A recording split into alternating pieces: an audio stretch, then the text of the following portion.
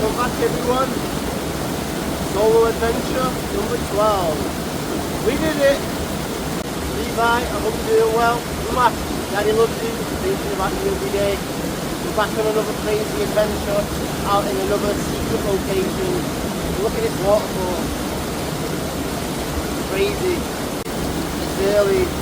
Not all day to get to our location. We've got probably 10 miles to go. Right about now the temperature is like 0 degrees. Right, we're looking at around -1. If it wasn't so cold, we could get in here and look a little bit. Yeah. Right, let's get ourselves moving. Otherwise we're going to be here all day.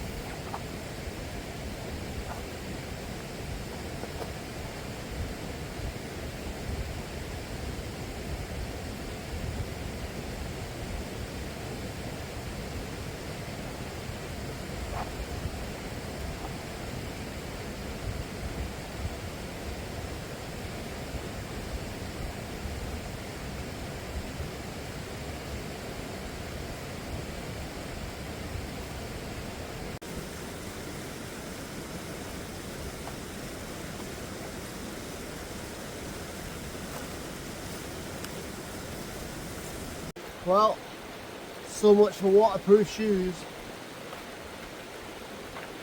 They didn't work. My foot's wet. I don't know why they failed.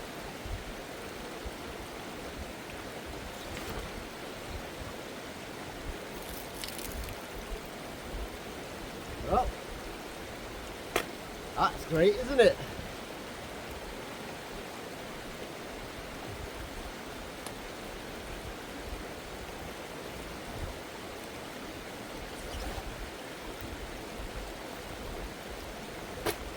A load of crap.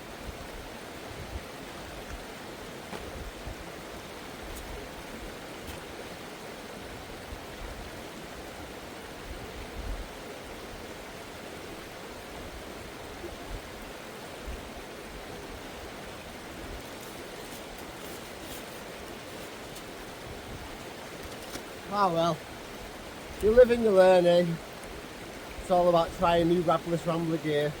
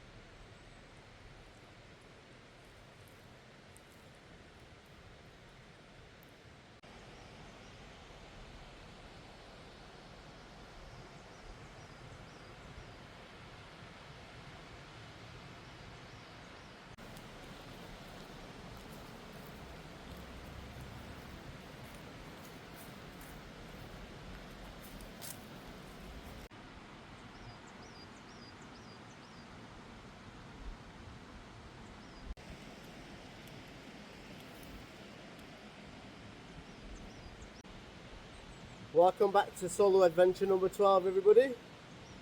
Just started to strap out in the woods and have a little break. Oh, this chair is so relaxing. My foot is absolutely soaking wet. This one.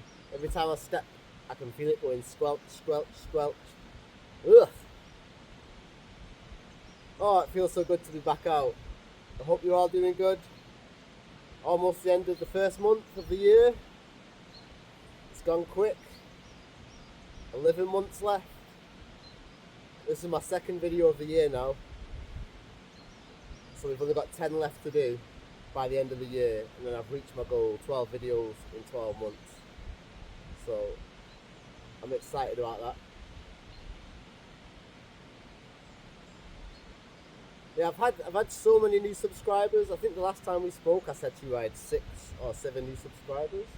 And then I've actually checked it more recently and I think I had like 28 new subscribers over Christmas. So thank you to everyone subscribing and watching. I really do appreciate it. Levi, almost your birthday. You got 2 months left. Wow, I can't believe you're gonna be 3. I can't believe I've missed out on 3 years worth of you growing up. It hurts to even think about it. I hope you have the best birthday coming up though. I hope you get everything you want. Most importantly, I just hope that you're a happy little boy. That's all I hope for, I wish for. You're happy, you're content, and you have everything you need. I wish I could be there. Right, I think we've done enough relaxing. I think we best get moving before the day just drifts away on us. And I'll get to the campsite and be like, oh, it's so late, we haven't got time to do anything.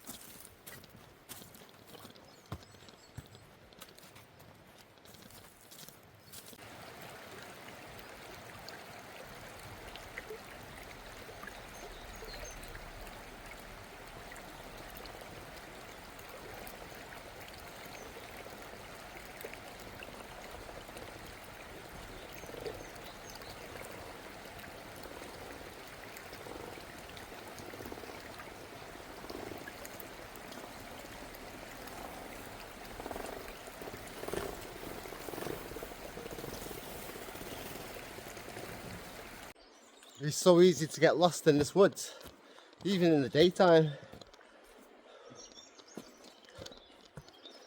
It's so massive.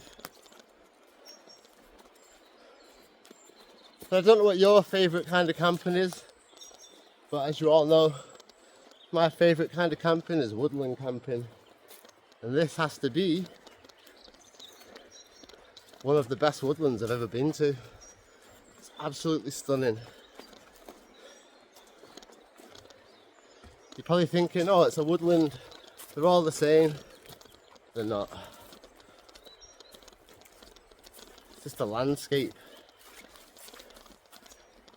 The surroundings, everything. It's mad.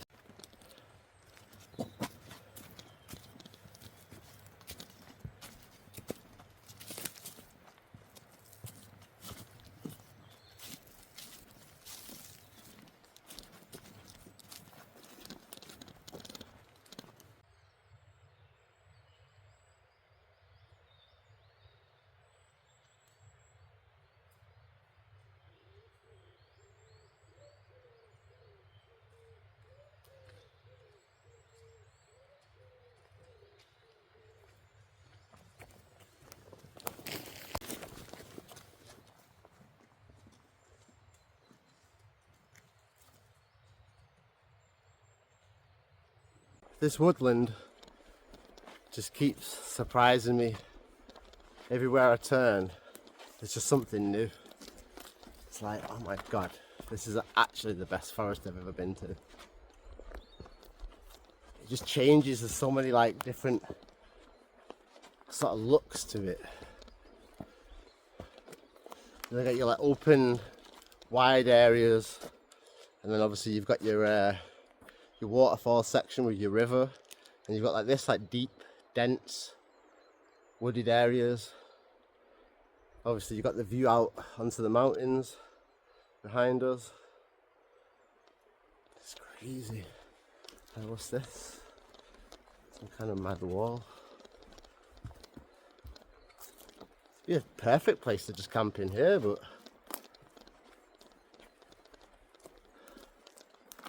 yeah, look at this. Some crazy wall. Goes round in like a square.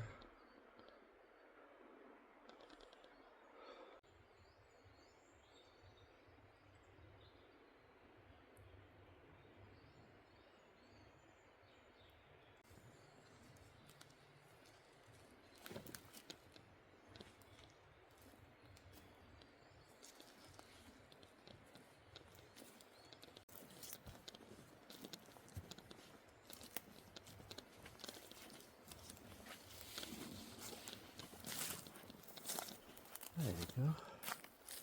It's obviously some sort of old structure. As you can see up there, there's like an old house in the woods. And you've got this wall going all the way around.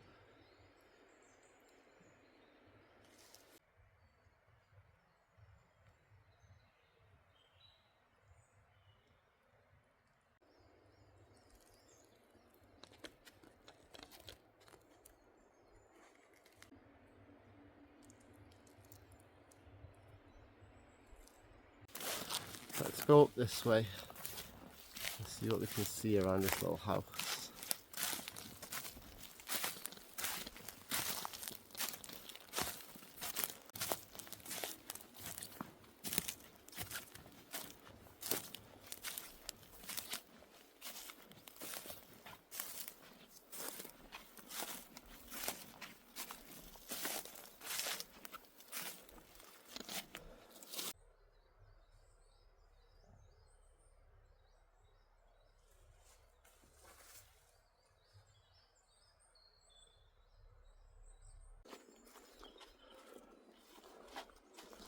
Almost at this little house now. I'm guessing it might be like a little body. Do you remember like the last one that we found? No way have we actually found another body. That's crazy. Is it? Oh, it's got a lock on it.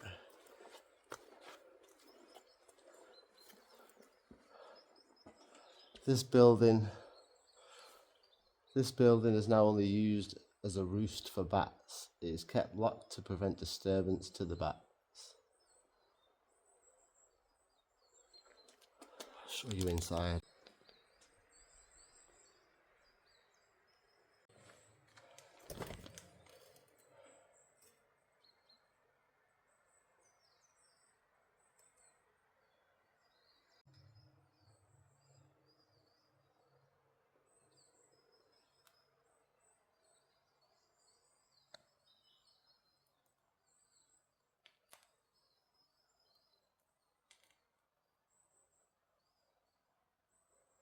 I wonder what that was.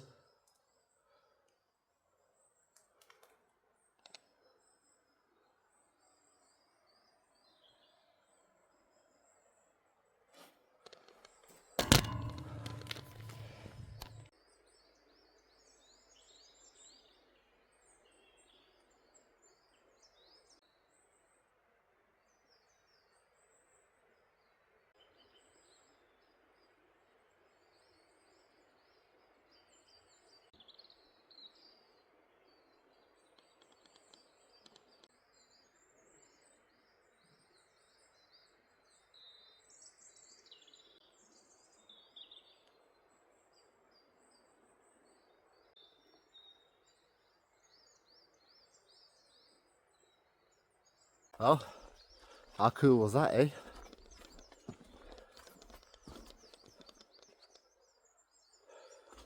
Really not sure which way to go now. There's like so many different ways. We'll try this way.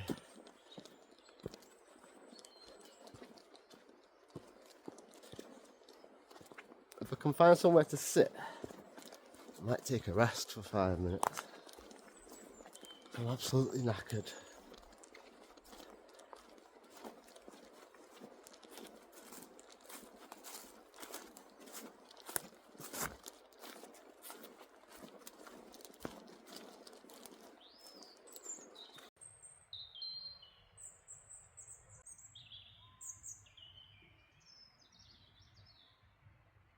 So how good is it that we're out on solo adventure number 12 already? One of the things I've noticed, right, because I've been doing my research on YouTube, you know, checking out other YouTubers who do similar stuff, just to see kind of what people are doing over the winter period. And I've noticed that all of the YouTubers, all the bigger ones, none of them are posting any videos up over winter. And I was thinking, well, why is this? Because winter's, like, to me, the best time to go camping, because there's nobody out camping, so you've got everywhere free to yourself. One of the reasons why I'm out now, before like all the tourism starts in March, April, that sort of time. Yeah, so what I've noticed of all these YouTubers, right, is because it's winter, all the manufacturers of all the camping gear, they don't really promote much stuff through the winter, you know, because it's not a popular time to go camping. So that means that all these YouTubers, all these popular YouTubers, they're not getting any free products from all these manufacturers. No, free tents, free gear, stoves, etc, etc. That's the only reason these people go camping. So if they don't have a product to sell or something to promote, they're not interested in camping. Whereas you've got me, the Rabless Ramblers, out here enjoying it every moment that we can get. I don't know, it just seems a bit fake to me. You know, I'm out here being genuine on my adventures, bringing you along, showing you what I get up to. Not about promoting products or anything like that. Just out enjoying nature, experiencing places maybe you've never seen before, or you probably never will get to see, because I'm never going to tell you where they are. Yeah, but all these other YouTubers are literally just out here to make some money and promote some products. And like I say, it's winter time, nobody's out. But I'll bet you, I guarantee you, next couple of months, as the weather starts to warm up, you're going to see all the camping, all the YouTubers out on the kayaking trips, doing this, doing that, promoting all the new summer gear. And it's like, oh, is that how it is? And then come winter again, they'll all disappear. So I've noticed that we're definitely different from the rest, in that we're genuine. We're actual campers who enjoy camping. Like, I've been camping, I'll be honest, since I was like 6, 7 years old. So obviously I grew up in Scotland, so being out in the woods, camping, just enjoying nature, that's just like an everyday thing to me. As you can see as well though, for all my Rabless Ramblers out there, fitted hat, bomber jacket, hoodie, cargo pants and a pair of white Jordans. Where's the camping gear? It's not necessary, people. Don't be fooled into believing that you need to buy all this stuff. You really don't.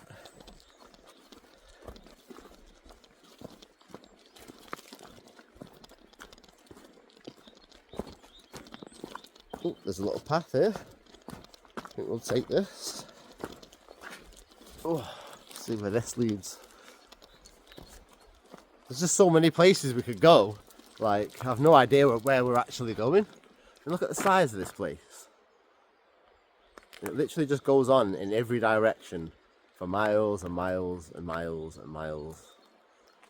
It's amazing. Like, we're probably gonna have to come back here like 2 or 3 times to really fully explore it. Because like, I know where I'm going. Well, I know where my plan to get to is. And it's nowhere near here, so we're gonna be like missing out on all of this just to get to the actual end location. It's mad. So yeah, definitely gonna stick this on the list for us to come back to. So yeah, summertime. I'm planning on taking my mum and my little sister on a trip in the summer. Probably won't be one that we record, more like just a private family thing. But if I do get a chance to do some recording, I will, because I'm going to take my mum out on a kayak, my little sister out on a kayak, and obviously me, so they're going to have a double kayak and I'll have the single one. And they've never kayaked before. I mean, I've only done it, what, 3 or 4 times now? So I'm no expert either. But it should be fun. I'm going to take them to like I know where like a secret sandy beach is, but it's literally on the edge of the sea. So it's going to be a bit of a scary one for all of us, especially for my mum and my sister, because they've got no clue what they're doing. But it should be a fun trip, especially in summertime when it's nice and warm. I'm looking forward to that. For sure. Well, yeah, how's everybody's January going so far? See, it's almost over the first month. Is it flown by or is it dragged? I think the start of the month flew by and then it started dragging because I've had so much bad luck this month. Like, I ended last year on a downer, really. You know, I wasn't feeling great and stuff. And I thought, I'll start the new year, try and sort myself out, try and get back into a positive place. You know, shaved, had a haircut and stuff. And then it's just been one thing after the other from the start of the month. Honestly. Like, so for the past, I'd say, couple of months at home, I kept thinking I could smell gas. Then I thought, nah, it must be me tripping. And obviously I've got the cat, you know, Mr. Fluff. And I thought, is it spray that I can smell? I'm not quite sure. So I left it, I've not bothered with it for a couple of months. And then my mum came over. So I said to my mum, oh Mum, just come over to the corner and have a sniff of this. Does it smell like gas to you or is it just cat spray, pee or whatever? So she's gone over and had a sniff. For about 2 seconds she smelled it. She was like, bleh! So I was like, yes, that's definitely gas. I was like, oh no. So I had to phone up the gas board. Well, first the landlord. And then I had to call the gas board. And then the gas board came out. And then said, yep, you've got a leak. The little alarm that he had was beeping off crazy. So I'm like, oh my God. And the gas box is right next to the electric box. So all that time it's been leaking. And I just left it. Could have blown me up. But anyway, that's fixed now. And then I had bloody problem with the electric meter. So I've had to get the electric man out, who couldn't fix it because the fuse had like fused into the electric box. So he had to call out the main electric board They've come out and replaced all the fuse and stuff like that. And the electric man's changed the meter, got it all working again. Great. Fine. Surely nothing else can go wrong this month. And on Friday just gone, well, so last week, my filling came out. But it was a filling for a tooth that had just had a root canal. So they were trying to save the tooth so I could have a crown put on it. But it's been like 12 months since they did the root canal. Then obviously the filling came out. So I've been trying to save up to pay for the crown because it's like £600. I ain't got 600 quid. But anyway, so the filling came out. I phoned up the dentist. They said, oh, come in on Monday, we'll sort it out, whatever. So I've gone in on the Monday. I said, look, this is the situation. You did a root canal a year ago. I've not had the money till now. But the filling's come out. So can you pop the filling back in? And let's make arrangements to get this crown put in. She's like, okay, yeah, no problem, but we need to do an x-ray first. So they do an x-ray. Turns out the root canal that they did 12 months ago failed. And now they can't do the root canal anymore. And now I can't have the crown. So basically she said to me, you're just going to lose your tooth. And that's all you can do. So now, because if anyone knows anything about me and my teeth, it's like, me and no teeth, what's the point in living? My teeth have always been like my thing, like my smile. Like I hate smiling, I've got a cheesy grin, but at the same time I know that's something that people notice about me. So losing my teeth, it's like almost makes me want to cry thinking about it. So really now I have to save up. So now I've got to save up like £2,500 and try and get a dental implant in there so that I've still got a tooth. But yeah, anyway, enough of me ranting on.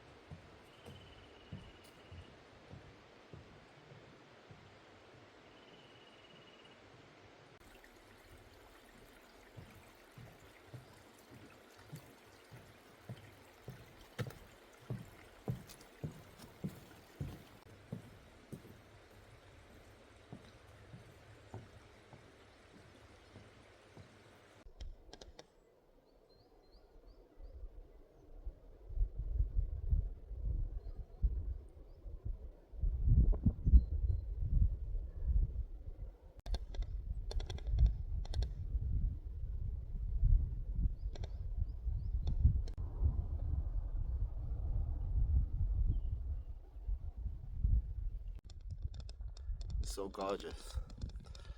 Right, we're out the woodland and now we've got like a logging road that we have to go down for like 10 miles to the end point.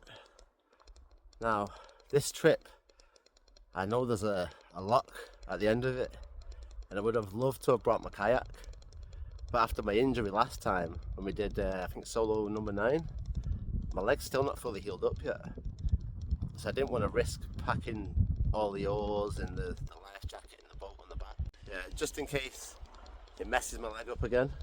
So what we're really going to do on this trip is just do some reconnaissance, check out, see what we can find, note it down, and then if it's worth bringing the kayak next time, we'll do that.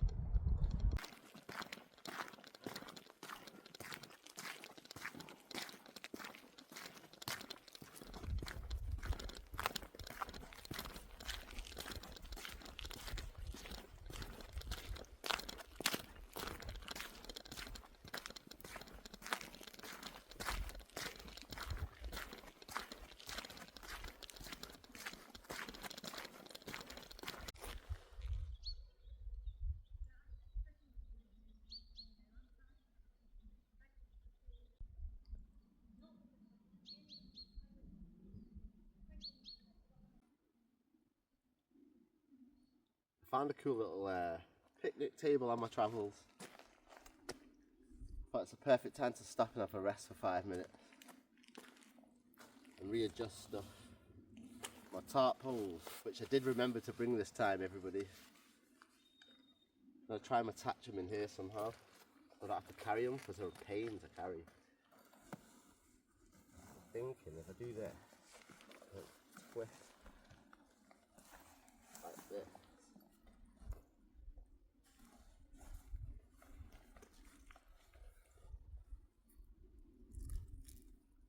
There's like little Velcro tabs here that I reckon I can use.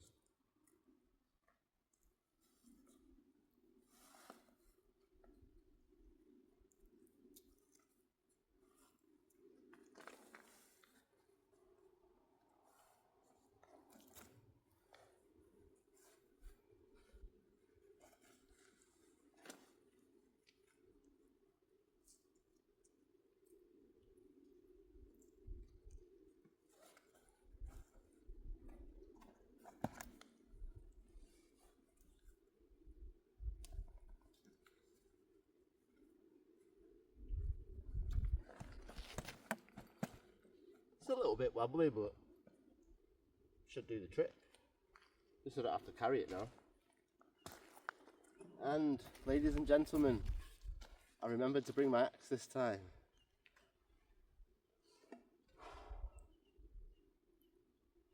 And yeah, it's a good job that I didn't bring the kayak, because I told you it was like, I wasn't quite sure because of my leg and stuff. But this small lock here is actually covered in ice. There's like sheets of ice all over it. I could try and show you in the camera, like I'll cut to a video of it.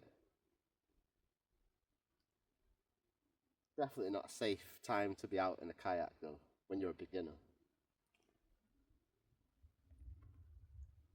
So I don't know if the ice would puncture the boat or not, or whether I could get stuck in it and not be able to paddle out of it. And then imagine falling in there. If there's a layer of ice on the top, imagine how cold that water actually is on the inside. Whew. No thank you. I was drinking a drink, a kind of my liquid death. Anyone ever seen liquid death before? I seen it and thought, what is this? Liquid death? Turns out it's just sparkling water, mango water. Well, okay, I'll have a can of that. It's quite nice. But now I'm stuck carrying an empty can in my pocket because there's obviously going to be no bins around here. It's like, oh, great stuff.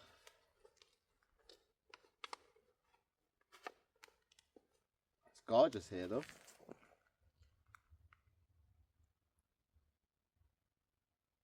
Like I showed you so much to explore. So I wish this was back in England. Wouldn't have to travel 5-6 hours to get here to see this. I've been up here loads of times before, but I've never been to this particular place. It is gorgeous though. Anyway, I'm going to stop rambling on. Get my bag on. And get walking.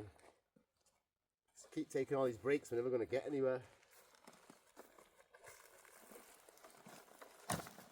Ooh, I'll put it up on the table. Might make it easier to put the bag on.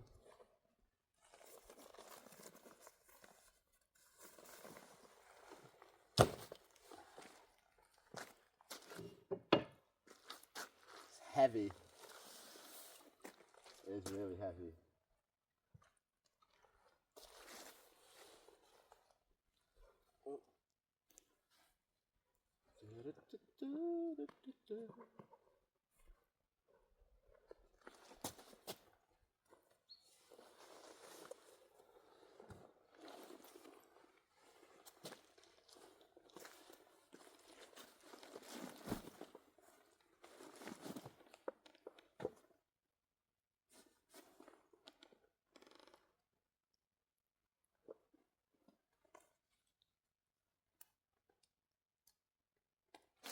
You'd be surprised how much of a difference this chest strap makes. To take some of the pressure off your shoulders. I should really be using the hip belt as well, because I've got this big thick jacket on. It kind of doesn't go over. You can see I kind of look stupid at the minute. But hey, you don't have to carry that stupid tarp pole anymore. Alright, let's go.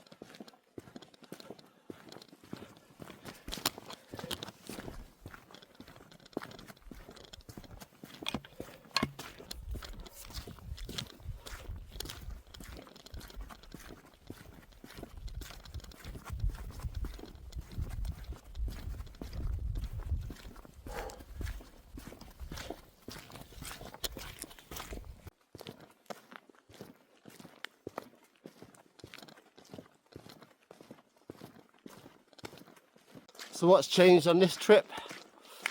I got a new stove. I know it's about time, Charlie. And don't worry, Charlie, I remembered my spoon and my tongs and my frying pan and my pot and my plates. I remembered everything this time.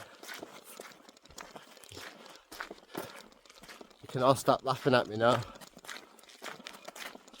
Yeah, so I've upgraded the stove to a little mini stove. I'll show you all later. The only thing I didn't have time to do though was buy new gas bottles, you know, the small round fat ones.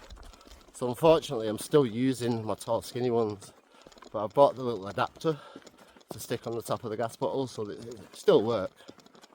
Just not ideal really, especially in these cold conditions. That's one of the reasons why I wanted to upgrade, because the other types of gas, small fat bottles, they're like a mixture of propane, butane, which obviously works better in cold weather.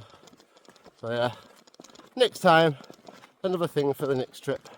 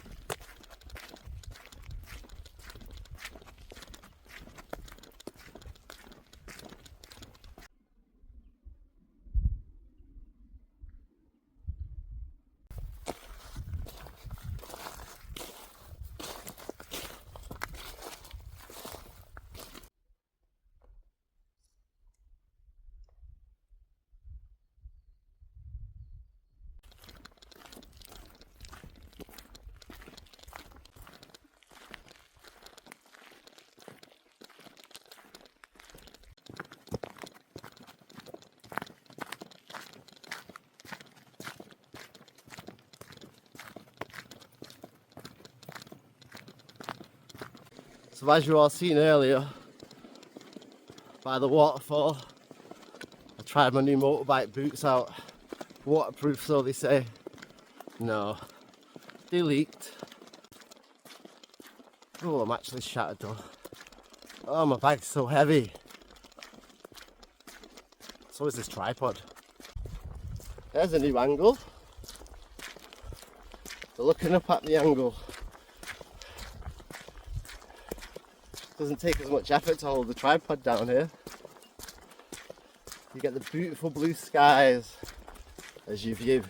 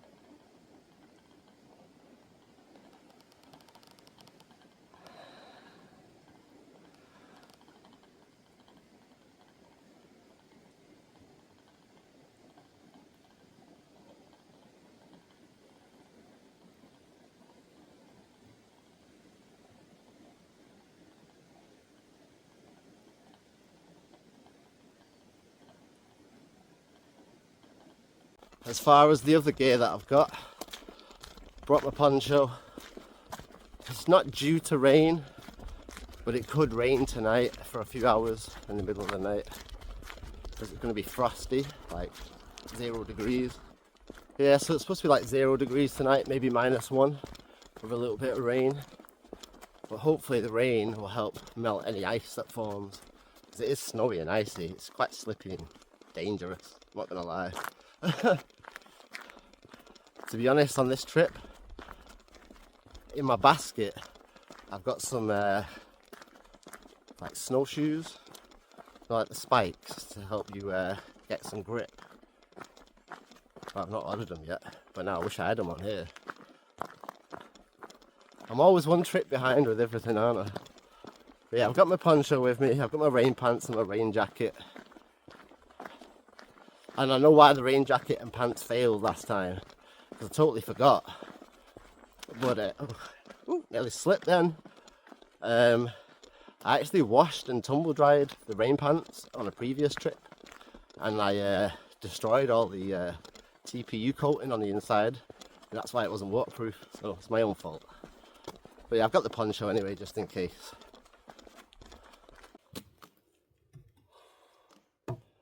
Well, as you can see, I've been hard at work, grafting, doing me logging, represent for all the lumberjills out there. I'm the lumberjack. Oh, I'm actually knackered. It's mad that, innit? All these logs. All the times when you're out camping and you can't get any firewood, or you're struggling. It's like, geez Louise, how many campfires do you reckon you could get out of this? It's madness, isn't it?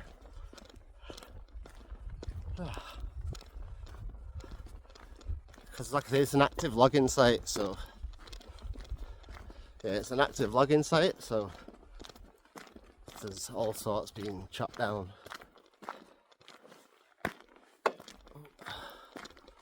Oh, there's some more logs here. I wonder if there's any logs near where we want to camp. Probably not. Just our luck, isn't it? That's cool though. I don't think I've ever seen a big pile of logs like that before. Not just there. Well, there is plenty of signs though saying keep your hands off the logs. So I have to come back at night while there's no one looking. I can hear so many like machines going in the distance, just don't know where they are.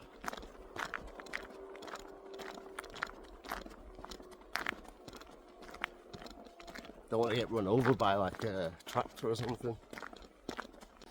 Oh, another thing I've just remembered as well. If you remember on the last trip, on the snow trip, I had the tarp really close to the fire and it really stunk of smoke. It had stains on it and everything from like the tree sap that had kind of like evaporated onto it. So I thought, how am I going to clean this? Because it's like a 4x3 tarp, it's massive. Thought I'd try sticking it in a washing machine and see if that works. Put it in the washer, took it out. A lot of the dirt came off, but it was still really dirty and it still stunk of smoke. And then I put it in the tumble dryer, and then it came out the tumble dryer, and then the tumble dryer stunk of smoke. The water outlet stunk of smoke, the filter stunk of smoke. Then I checked the washing machine and that stunk of smoke. So it was like, oh, I've tainted everything, and the tarp still bloody stinks. So I hung it up for a few days, cleaned the washing machine, cleaned the tumble dryer. I got white vinegar I used all over everything, and it seemed to help, but it took a few attempts. So then I figured I put the tarp in the bath, fairy liquid, and scrub it bit by bit, just keep turning it around, and yeah, so it's not perfect, but it's better than it was. I sealed up one of the holes, but I couldn't find the other holes that we seen on the last trip, so I brought the stuff with me anyway to fix it, so when we get the tarp up and we can see daylight through it, we have to find them little holes and patch them up. There's so many cool places to camp. It's like literally everywhere you look. You could go in there, You could go under there because it just leads into more forest. It's nuts. Like, I've never seen so many possibilities for campsites. I could shoot like 100 videos in this location and still not see it all. Oh, here comes the icy snow. I'm not slipping on camera. I'm going to try not to anyway.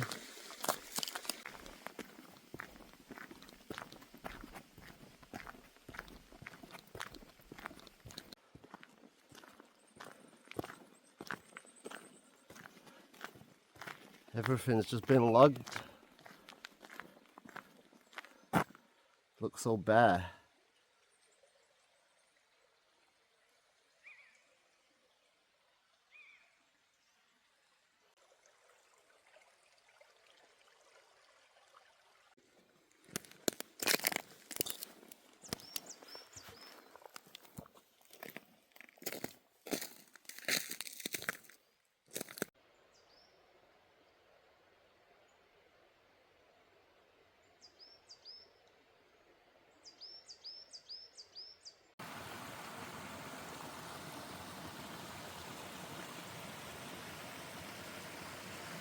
Mad how different the two sides are. You've got like water and trees over here. It's like infinite trees. But then you come over to this side and yeah, it's trees still, but you've got all this bright green moss everywhere. Just loads of it. It looks like the storm that came through recently has done some damage. Is it Storm Owen or Storm Ewan? There's definitely a lot of deadfall up in these forests.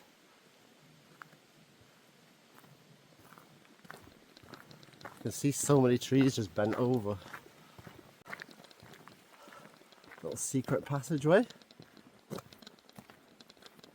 I'm not going that way though.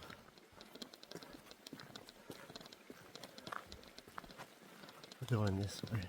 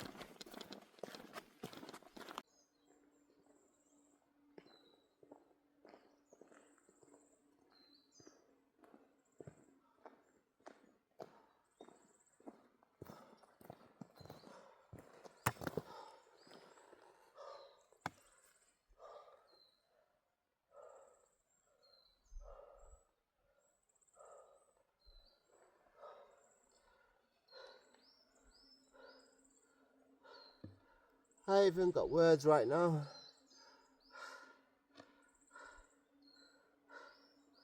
I'll come back when I've got time to chill and chat. Oh, this is hard, man.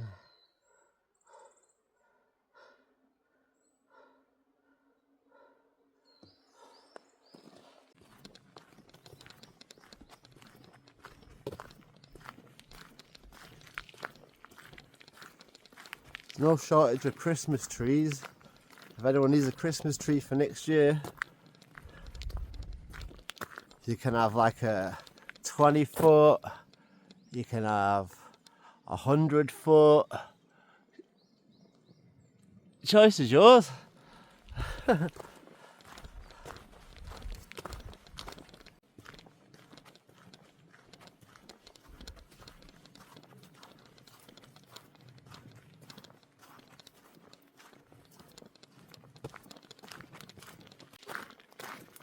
Hey, I found the second lock.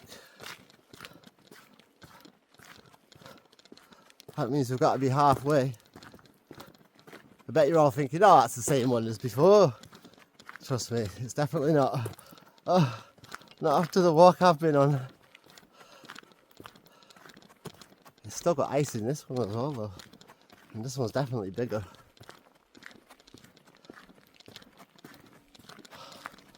Honestly, I'm hoping I can find a seat or somewhere to sit down, because I just need to rest for 10 minutes.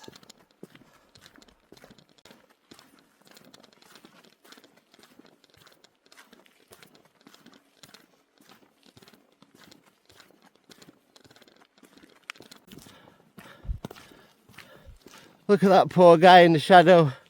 Someone come and give him a hand.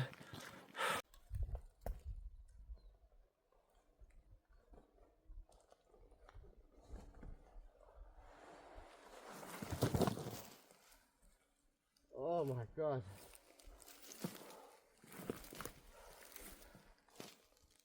Oh, I needed that rest. Oh, this log's wet, but I don't care.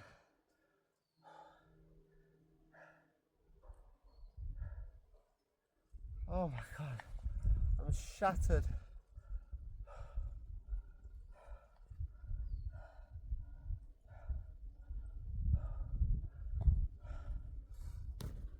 Oh, this jacket's gonna be nice tonight, you know, when it gets cold and stuff. But when you're hiking for this long, I don't know how long I've been going for, hours. I'm only halfway. Oh, I need a drink. I'm desperate for a drink.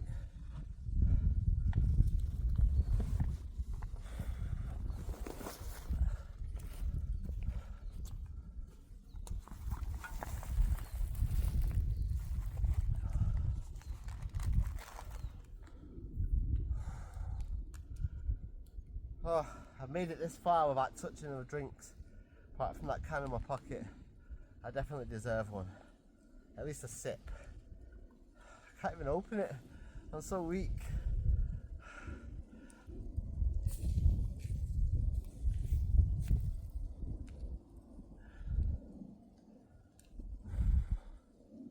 Hey, what a view though, eh?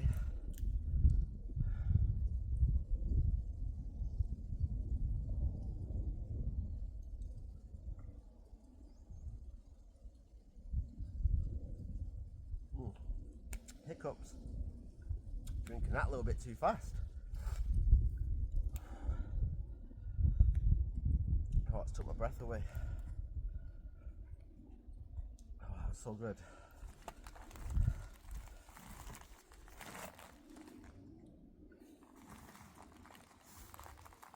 Just make sure that lid's on properly actually.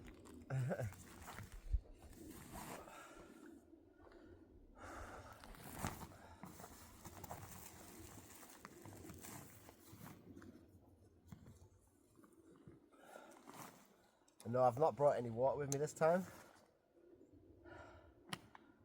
There's locks full of the stuff.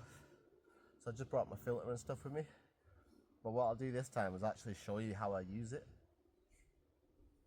rather than just skipping to the bit where the water's full. Because I was thinking last time, I bet no one believes me, do they? I bet they think I just bought a bottle of water, but no, it's actually filtered.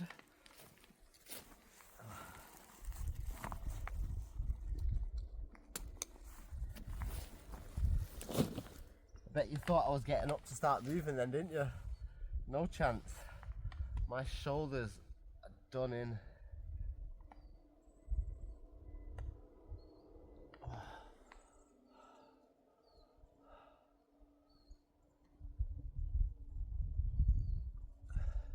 Levi, give me strength. I need it right now.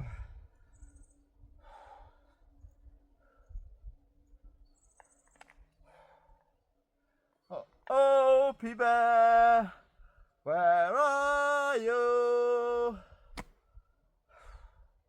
My little boy and my nephew, both selling me out. Where are you when you need them?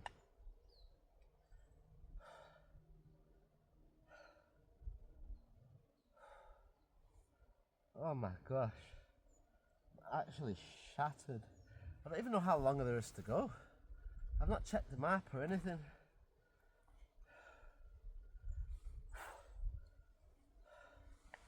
Just see how far we've got left to go. If I can get an internet signal.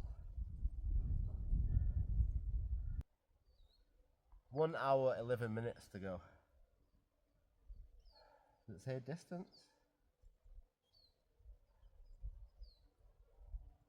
3 miles. 3 miles left. So we've done 7 miles. That's not too bad. It's 2 o'clock. What time's sunset? Let's have a look. 4:44. So we've got 2 hours and 45 minutes until sunset. And we've got an hour and 10 minutes to get there. So we should be fine. Oh, my shoulders. That's gonna hurt so much putting that backpack back on.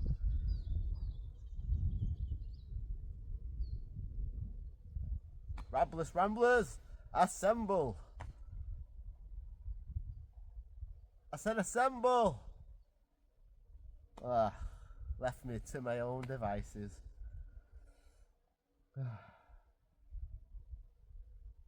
Alright, come on. Enough dilly-dallying. I had a 10-minute break. It does feel better on my shoulders. Loads. But what I'm going to say is this backpack is a Bergen. I'm not going to tell you what brand it is, but the whole idea of buying a Bergen, because 100 litres, is that you're going to fill it, obviously. Now, this bag is full.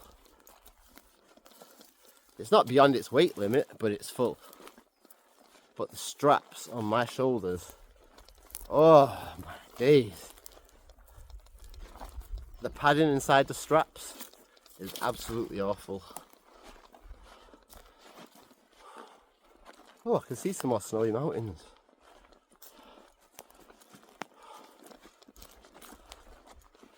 This would be a good place to camp right here.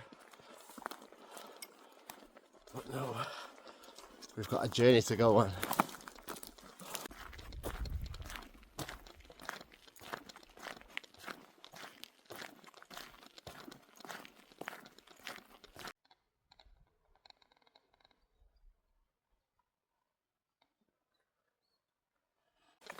It would seem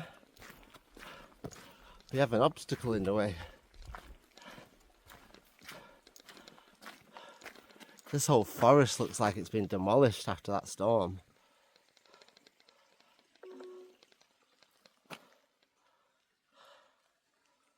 So much deadfall. Obviously, we've got this little tree right in front of us. We've got to try and figure out a way around it.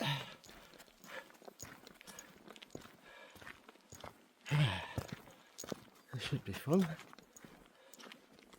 There's a river on either side.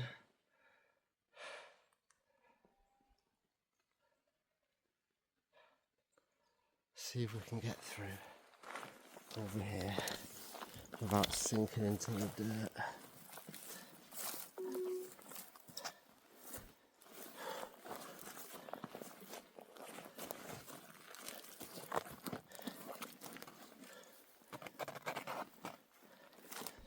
Ooh.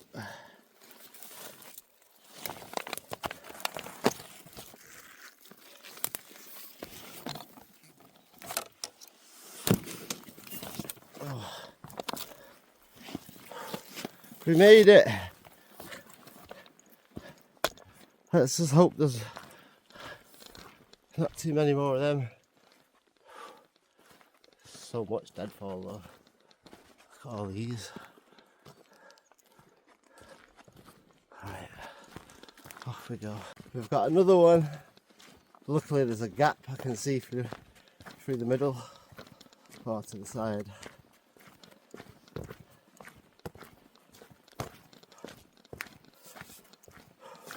Good job I got my axe just in case.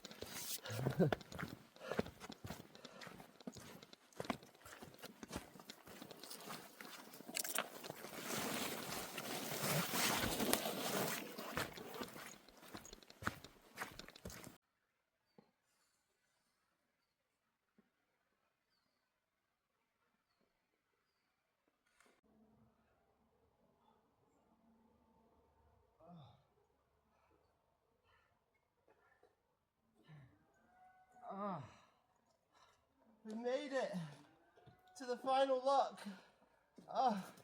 I've got a stone in my shoe.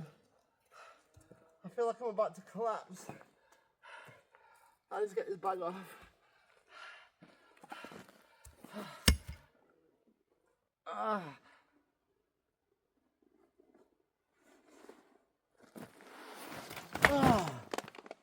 Oh my God. Oh, I need to sit down. Oh, I need to sit down quick.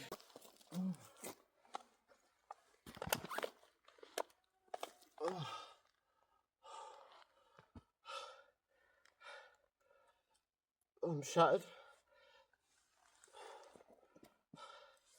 Don't even know what time it is. The sun's definitely going down though. I feel sick. I feel exhausted.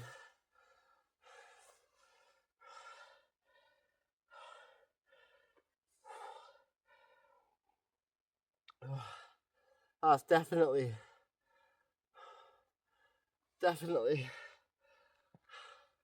the hardest hike I've ever done in my life. That was harder than Ben Nevis. That's something else. But we made it. We did it. We did all 3 locks.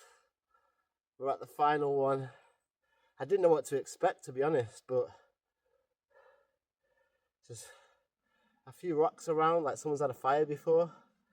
So there's loads of little twigs and deadfall. It's like, yes, we can have a fire. Oh, my shoulders hurt so much. Oh.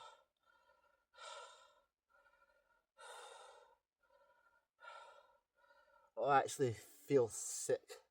I need to eat and drink like ASAP, man. I just need to catch my breath for a sec. Oh, I feel so shaky and weak.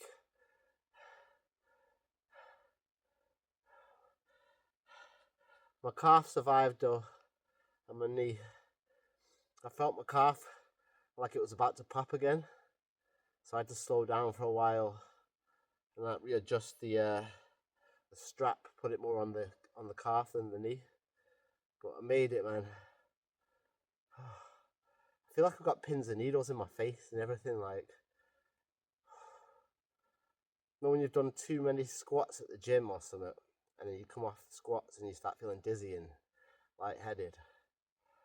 That's how I feel right now. Getting like tingly lips again. It was worth it though. Like, I'll show you about my view is like the top of a snowy mountain peak. And I can see like there's 2 mountains forming like a V shape. And in the back of the V shape there's another snowy mountain in the distance. Oh, it's really pretty. I think on the other side of this lock, it's possibly, I don't know if it's a slaughterhouse or just a cow house or whatever you call it. I can hear a lot of moose though. So maybe we're going to have some beef burgers for tea tonight. I'm only joking.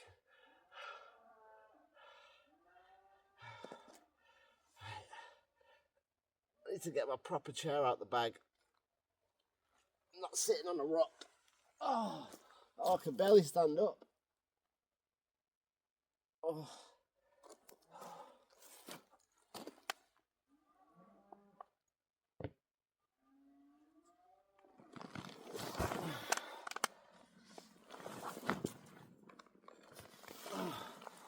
Oh my God, I'm so tired.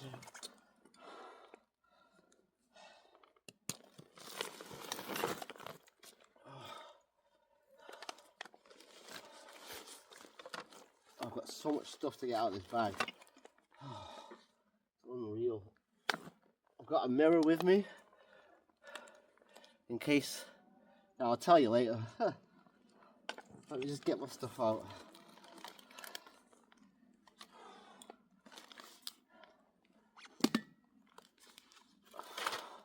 I brought the marshmallows from one of the last trips we did. I definitely want them right now. Some medicine. Oh, I've got 4 pre-made sandwiches that I didn't eat on the drive down. So I'm eating them for sure.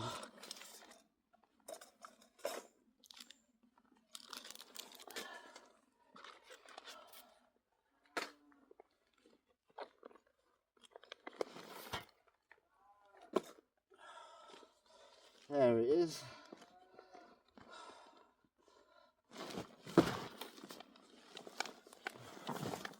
So, oh, my back.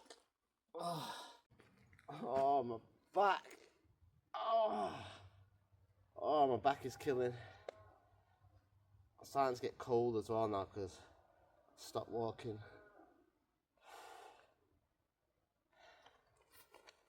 I'm probably a bit sweaty under here as well, to be fair, which is not good when it's going to be -1.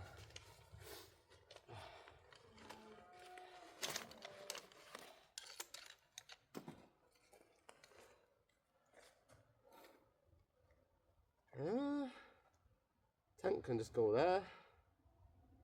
Tarp can go here somewhere. Honestly, I don't have the energy to even think about it. I could just put this chair up right now and just go to sleep.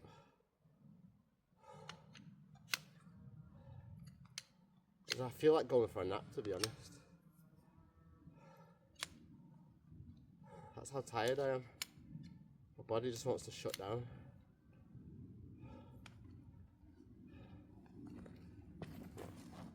I can barely even stand up.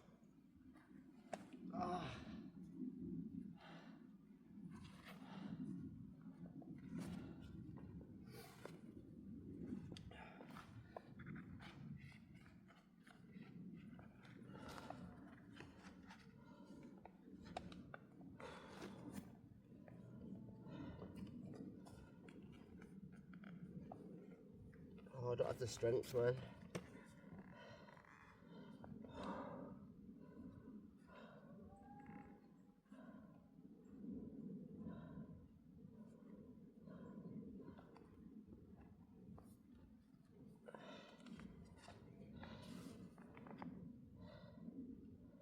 Oh, I can't stop breathing heavy.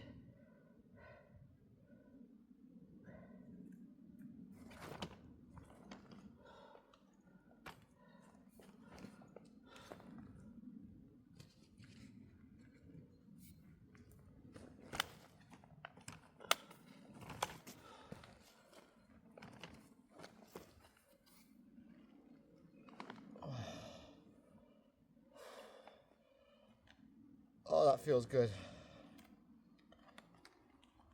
Oh, I'm not sat on a cold rock. Oh, I can't even get my hands in my pocket. Oh.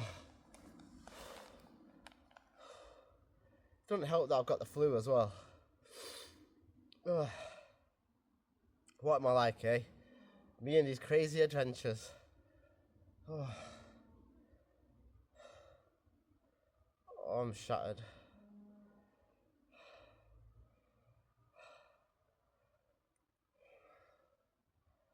I've probably said that to you about 100 times now. Like I've got nothing better to say. I just really am. Oh.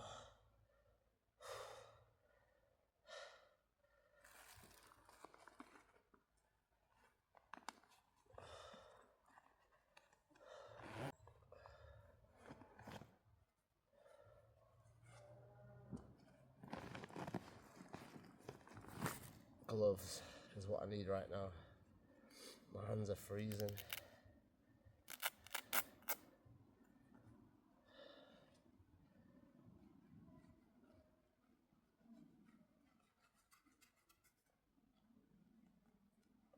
Oh, it feels better already.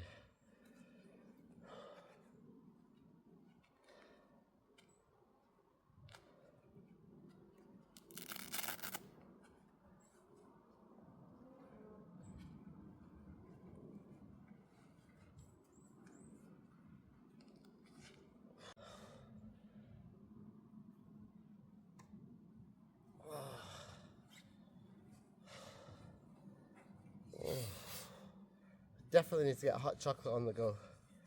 ASAP. I need to get down to the water side and collect some water. I told you I was going to show you me using the filter, but I can't be bothered right now. I just want to drink and eat and sleep.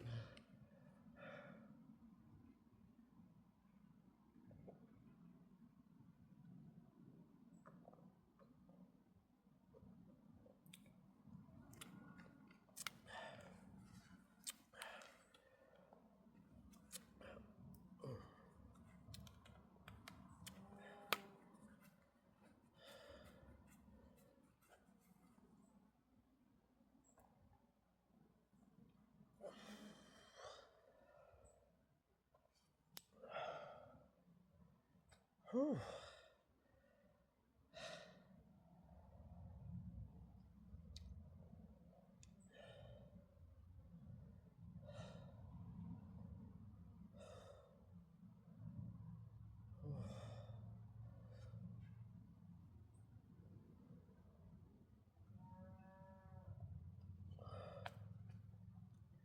I'm thinking it might be wise to put a tarp up. You just never know, do you?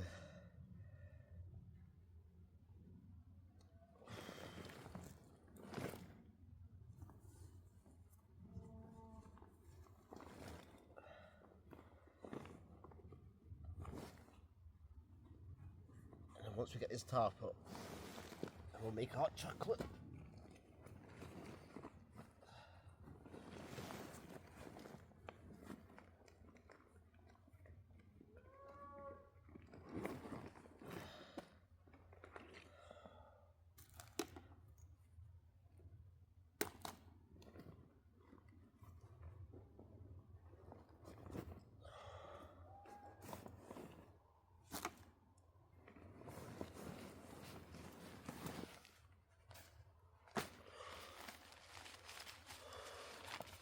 Ooh, I'm definitely getting chilly now.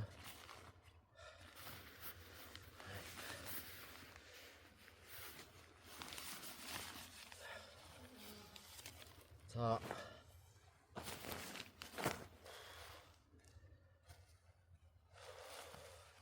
Oh, I'm starting to shiver. I have to get this fire lit soon as well.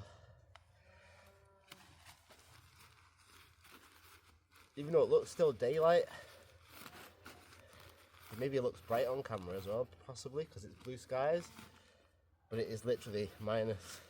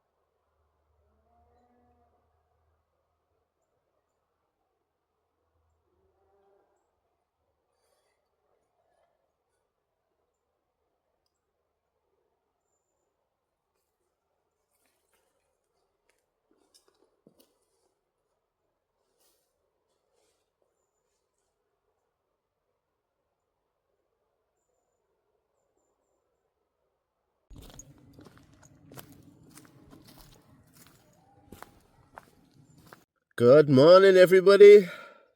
Good morning. Good morning, Levi. Mwah. I hope you slept well. Everyone else, I hope you slept well too. Well, what can I say?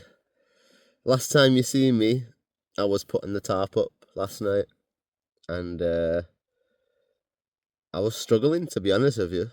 Like, my hands started to get cold, and my body was just so worn out. You know, after the walk, I literally could barely walk, could barely stand. I felt like I was walking with a hunchback.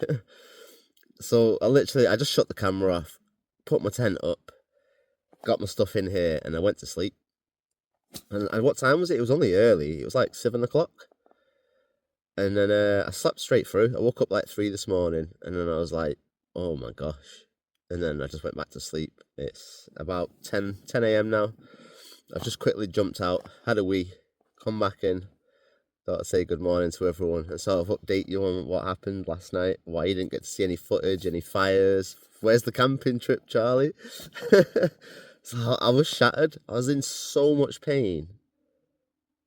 It's horrible. Like, my shoulders, my traps up here, the top of my neck are still hurting today, but nothing like they were yesterday. So I just needed that rest, I think. After the long drive and then a 10-mile hike, it was just like, it was too much. My body was just like, no, plus I've got the flu. So yeah, I'm just relaxing now. I've got my heated pads keeping me warm. I've got them in between my legs, sort of on the arteries. So these are for my feet. Like, I wear them in the sleeping bag at night to keep my feet warm. I'm trying to show you. They're just like shoe liners, but they're connected to a USB, so they get warm. So whilst I'm just lay here, stick them in between my two legs, my thighs, whatever, inner thighs, right on the arteries, keep the blood warm. It'll cycle through my body, keep me warm. But as far as the tent goes, everything just sort of got thrown in the corner over there last night. So yeah. So yeah, my apologies for not having a lot of footage last night of me around the campfire and stuff. But we'll make up for that today, don't you worry. We've got all sorts of food. I've got so much extra food now because we didn't cook and everything last night. I've got some barbecue. No, it's not barbecue, is it? What did I get? Like a naked burrito, but then I've bought some wraps as well. I've got some macaroni and cheese. I've got a breakfast porridge. I've got one of my camping meals. I think it's spaghetti bolognese that I brought. I've got a yogurt as well. My favourite yogurt. We know we don't do advertising around here, Rabless Ramblers and all that, but these are gorgeous. The Mississippi mud pies. Oh yeah, you know me and my chocolate.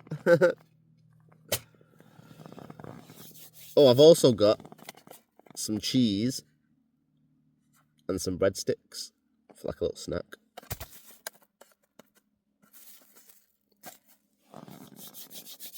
But I'm still a bit wary about eating certain things, you know, because of my tooth.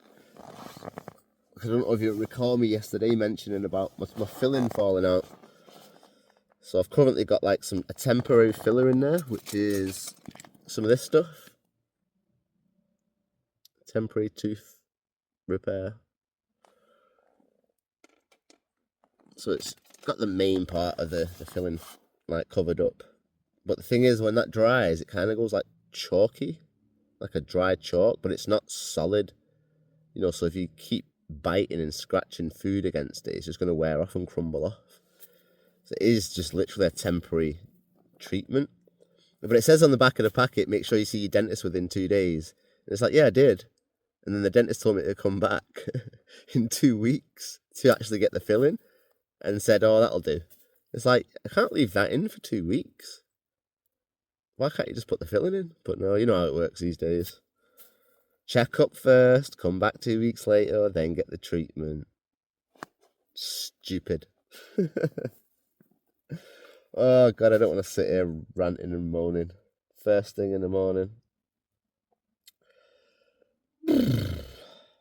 I did sleep really well though. Like, amazingly well. Only thing I need to do, well, not only thing, but first thing I need to do is get up, brush my teeth. And also, my camp bed has got a hole in it somewhere. It's going down. I woke up this morning and it was completely flat. So what I'm going to have to do at some point today is go and stick this in the lock. And then try and squeeze it in certain places, see if we can get any bubbles up, find out where the leaks are.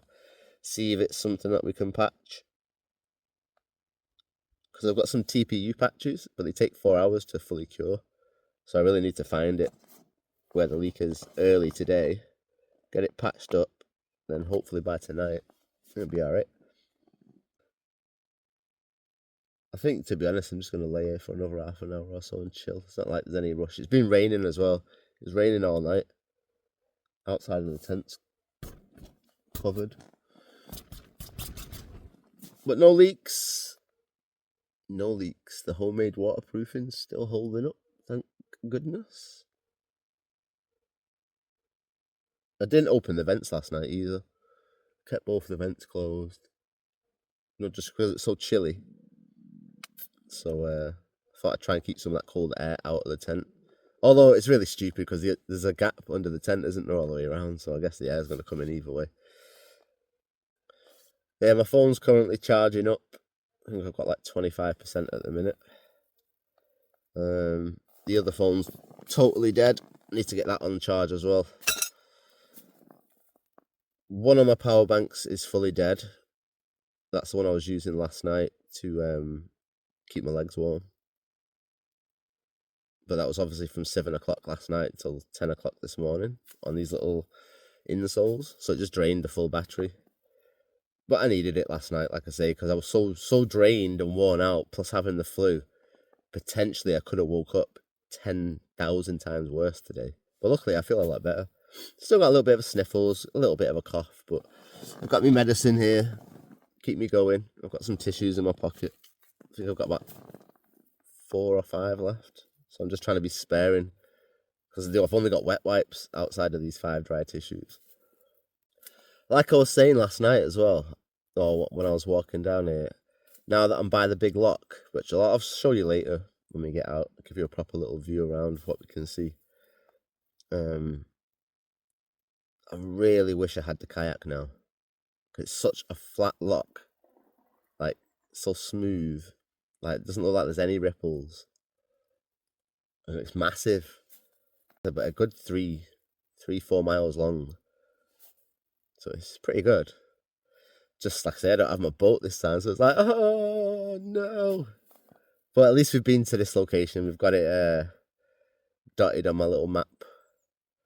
Another secret spot down. Been doing pretty well this winter, haven't I?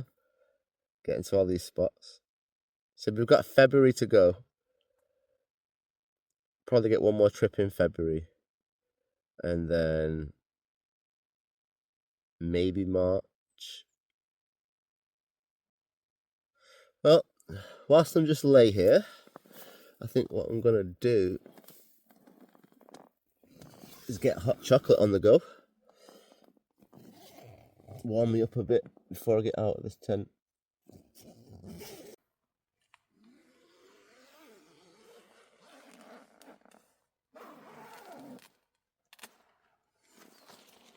Oh. Good morning. Oh, I'm up. I'm up. Stop complaining.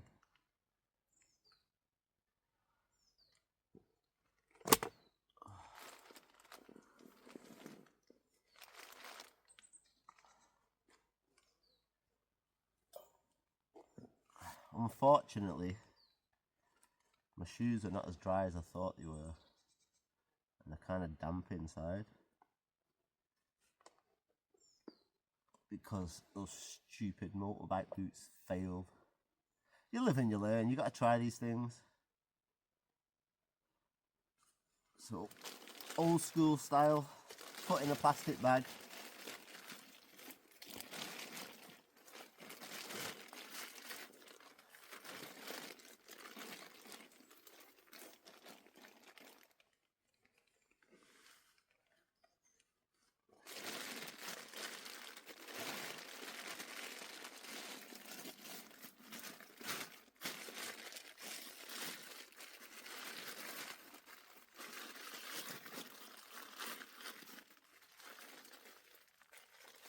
This is a tried and tested method.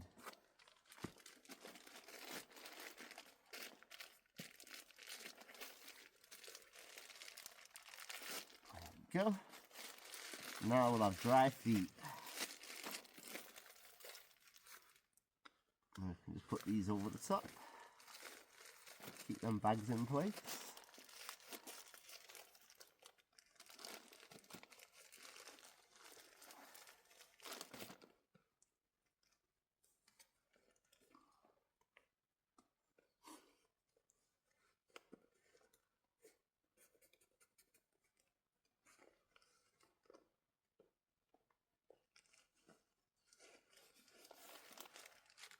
One dry foot starting to warm up.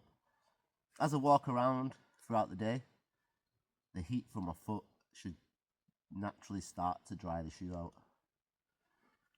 It won't be totally dry, but it'll be better than it was.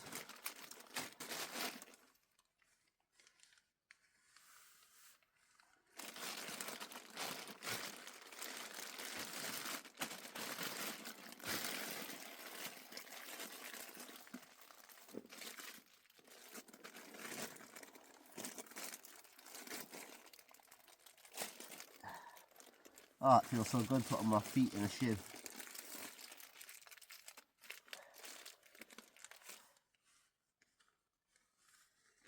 As soon as I came out the sleeping bag, feet went cold straight away.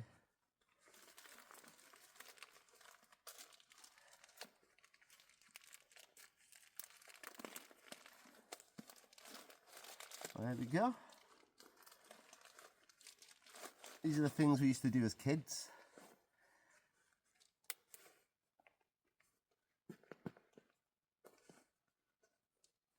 Works though, doesn't it? Bloody works.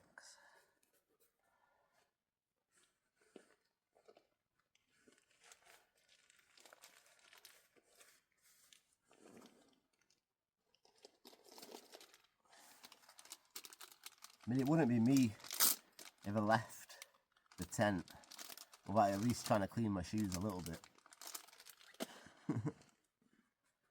Come on now.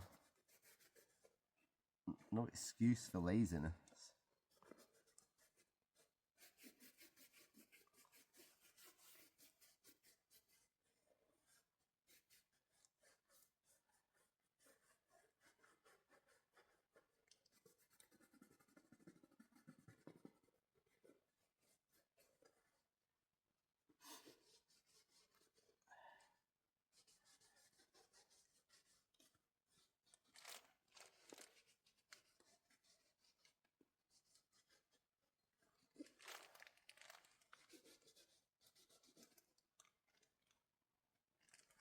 This is for all my Rabless Ramblers out there. Tommy, Sophie, Andreen, Chili, everybody watching who knows what the hell I'm on about.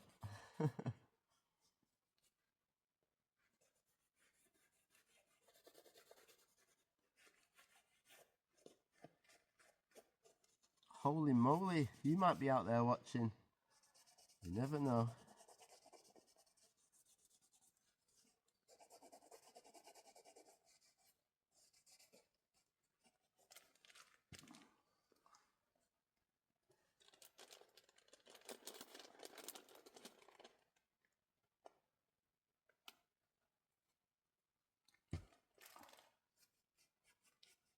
White Jordans in the dirt, in the mud, in waterfalls, in rivers. Still come up pretty clean.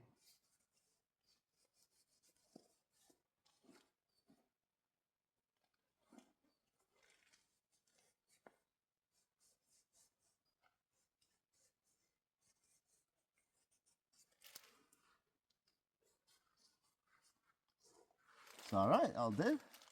It's under the laces that are really dirty. I'll throw them in the washing machine when we get home. Right, should we get out? Should we get out of this bloody tent? Go for a little stroll and then figure out what we're going to do for breakfast. and figure out what we're going to do for the rest of the day, really. So much to explore.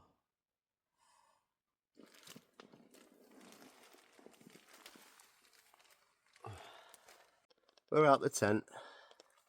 Should have a little wander.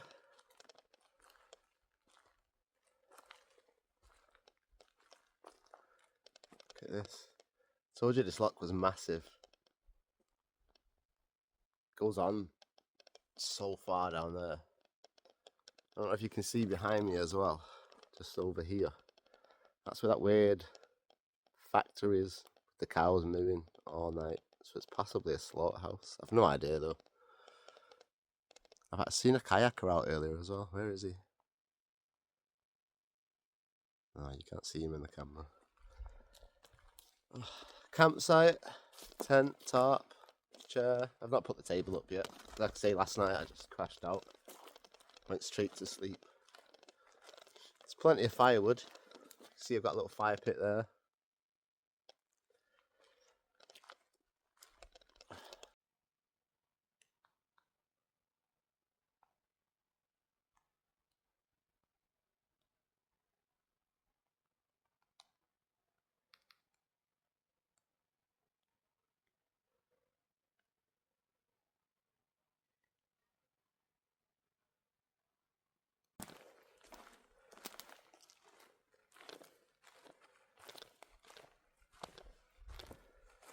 Got a nice little spot down here for teeth brushing and water collection.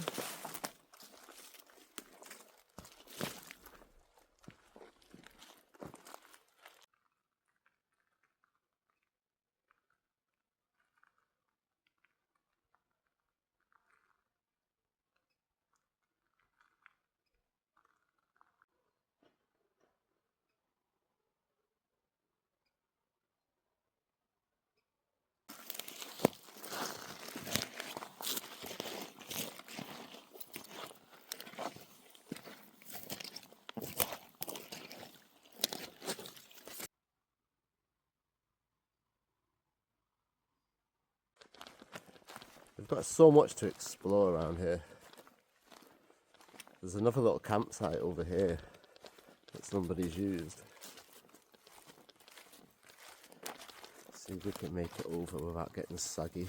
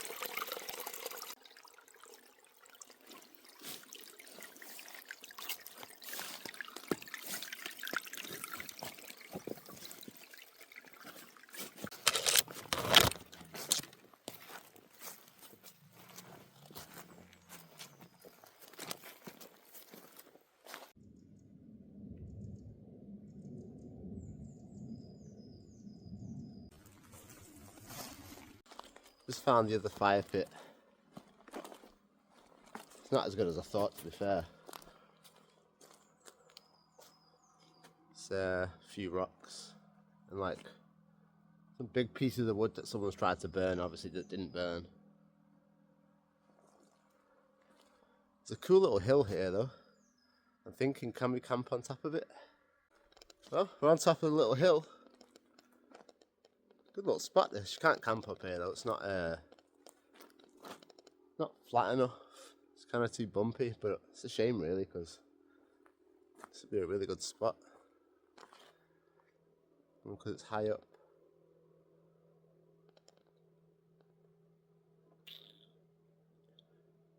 I reckon we could climb up this tree as well.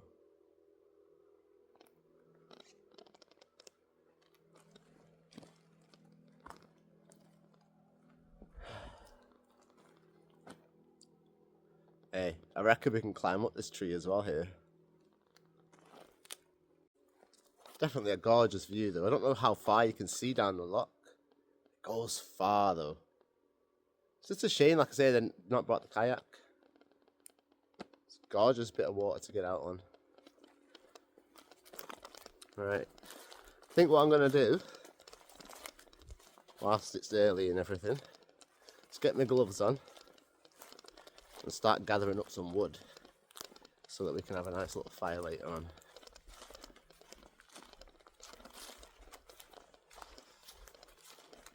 My hands are actually getting a bit chilly now, to be honest, so I think the temperature wise, I think it says 2 degrees on the weather app, but that means realistically it's probably still close to 0.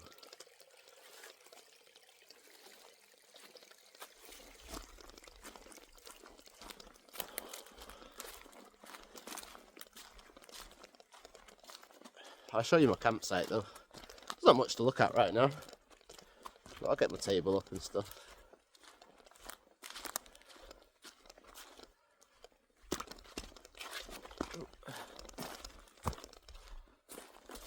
Bit of splooge on the shoes that I've just cleaned.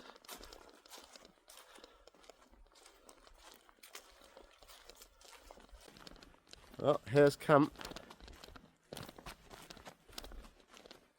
As you can see, I remembered the tarp poles this time. I've only put 2 sides up, the other 2 corners I just left hanging down.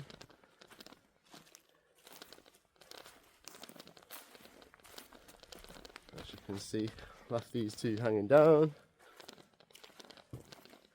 Strapped up that side mostly. So we've got the front door covered. A little space to chill.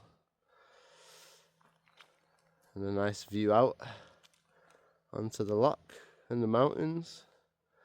If it wasn't so misty out there, you'd be able to see the tops, which are covered in snow. Alright, got my gloves on.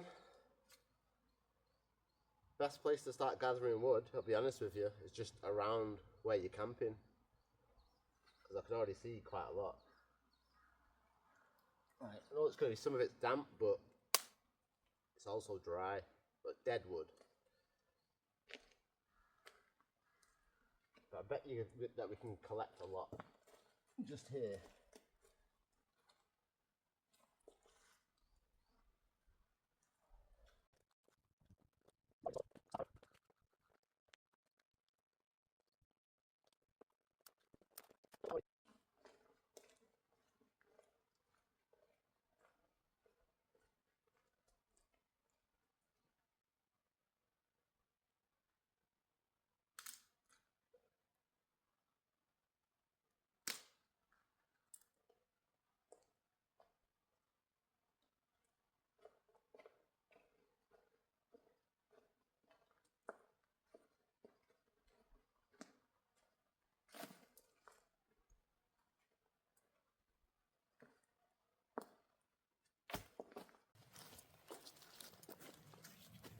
Nice little set of branches here for me to chop up.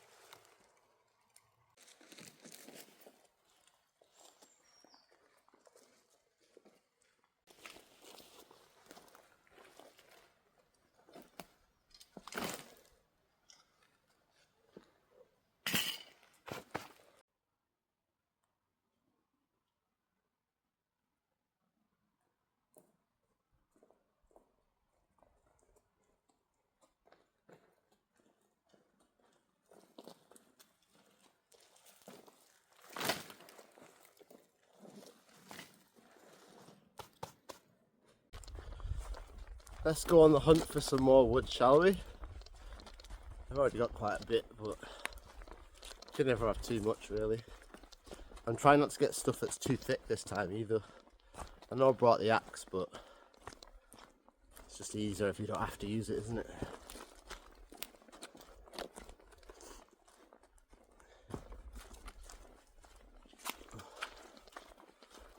Let's go up into the deep side of the woodland, because obviously we're just beachfront right now. The way we do it, Rabless Rambler style, I think it just proves to people, just get out. If you get a bit wet, you get a bit wet. You'll live. Pair of Jordans, so what? Get out. So up here we've got to go now. So up here, all this.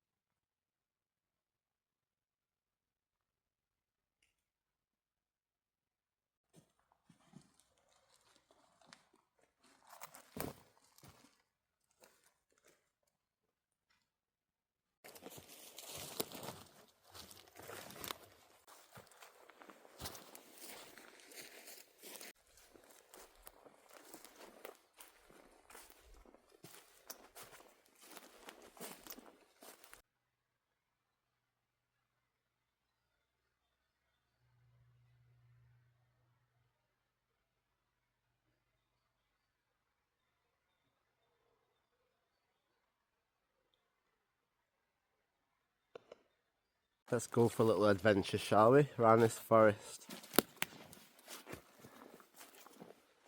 See what wonders we can see.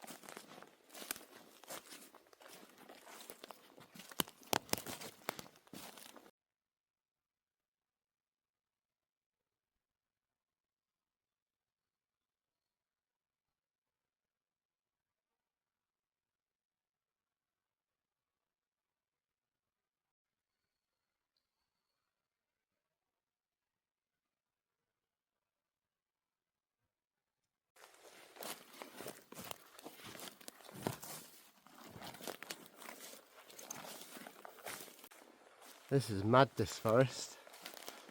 Something like, it's like I said to you yesterday, there's like parts that are really mossy, parts that are dead, parts full of trees.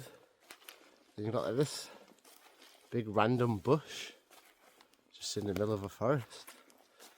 What's this doing here? It's not something you'd expect to find.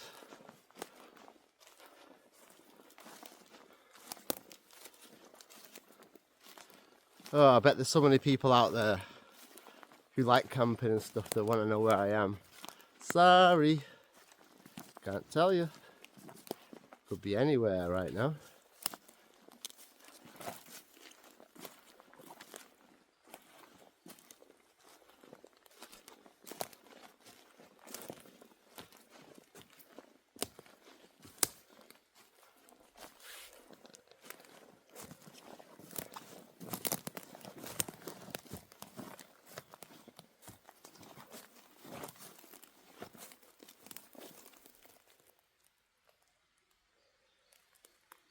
Look what I've just found. God knows how old this is. It's obviously not in use anymore. It's like some old gate or some old stiles. I don't know what it is. Can we get to it? Yeah, look.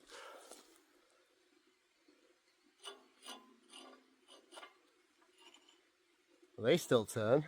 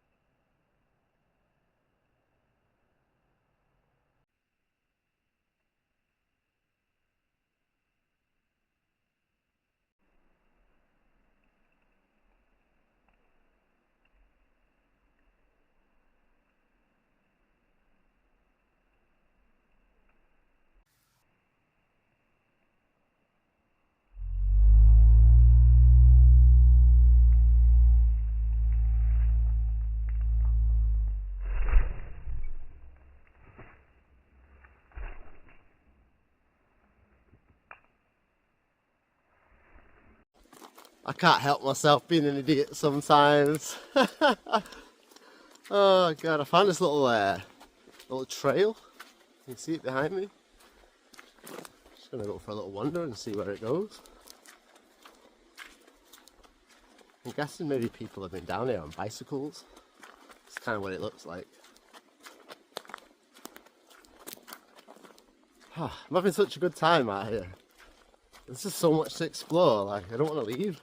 Tonight's my last night. It's always the same when we come out on these trips and these adventures, isn't it? I find some cool stuff.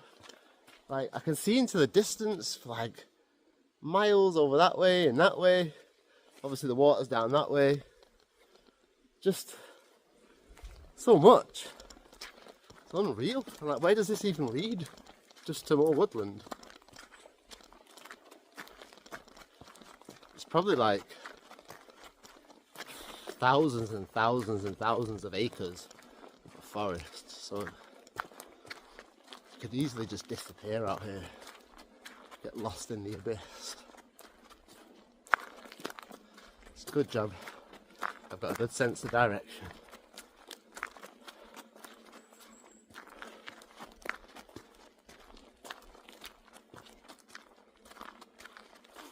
I've seen one of the camping videos that I watch. The guy was out doing a car camp. And I thought, oh, what's the matter? No company's got any new products for you to promote. So just in an attempt to get any sort of video up, you're camping in your car. Get out into the woods. Get out into nature.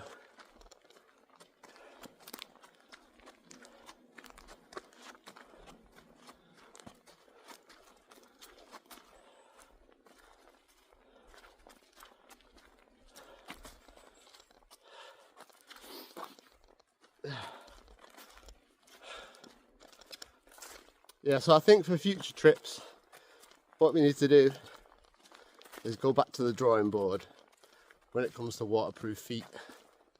Because I'm never going to stop wearing the Jordans, so we need to find a solution.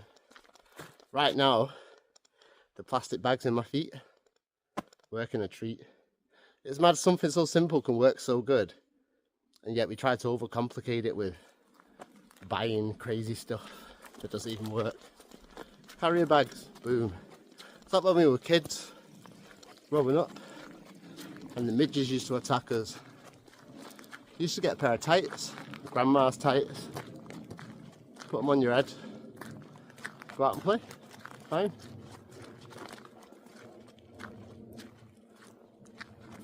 Ooh, what's this? I think I've just found like an old, big, massive open piece of land. I don't know. We'll just keep going and see what we discover. But yeah, the tights on the head used to work great. And then obviously you get older, you're going out camping, and then you see all these crazy creams and nets, bug nets and stuff. And it's just like, no, just stick a pair of tights on your head, you'll be fine.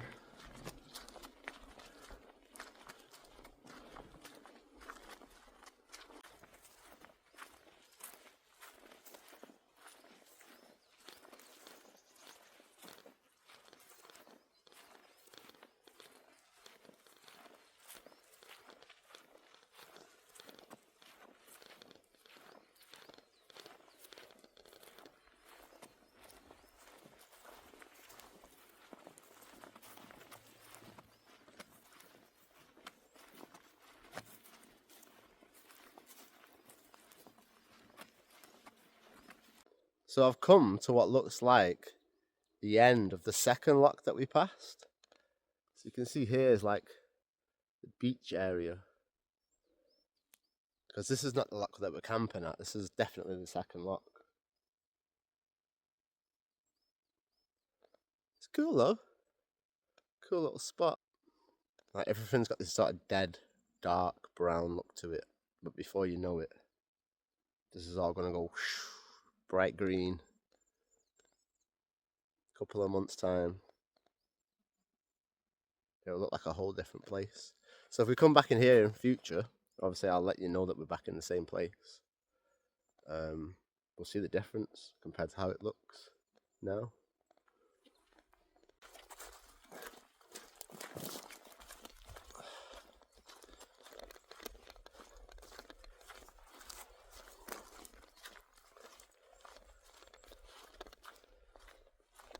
Hey, this is one brand I don't mind showing off, representing for the 90s hip hop culture. I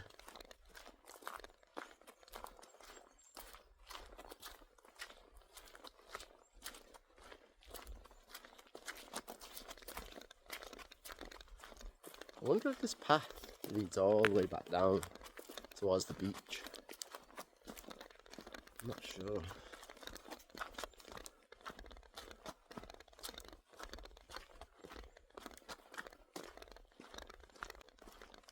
Hopefully there's been some nice views for everyone. Enjoying the scenery.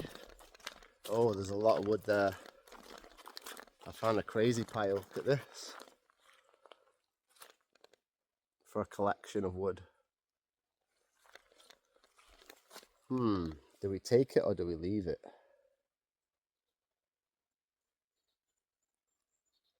I think I might take one of them.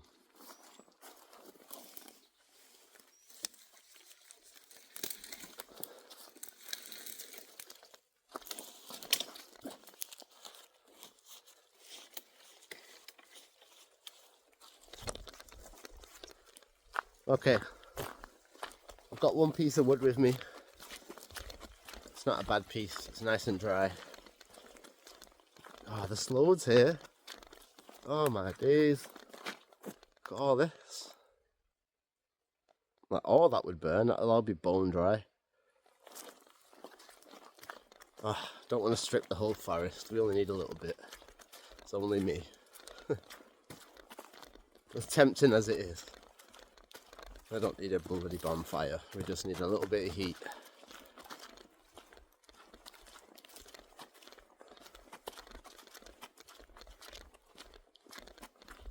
There's still so much more to explore. I mean, like I said, there's thousands and thousands and thousands of acres of woodland here.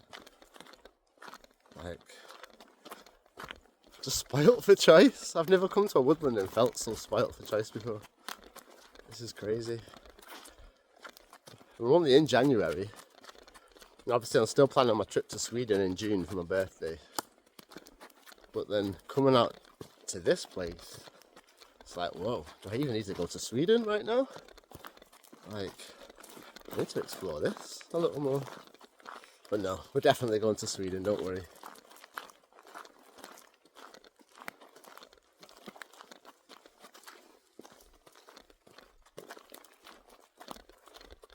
Maybe this must have been some sort of farmland or something back in the days. I have no idea. Because we've seen that metal gate earlier.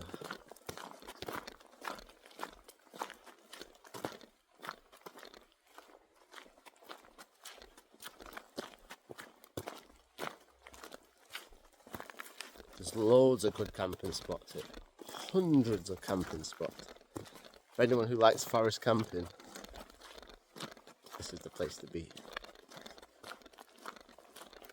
I know there's a few of you out there that love it.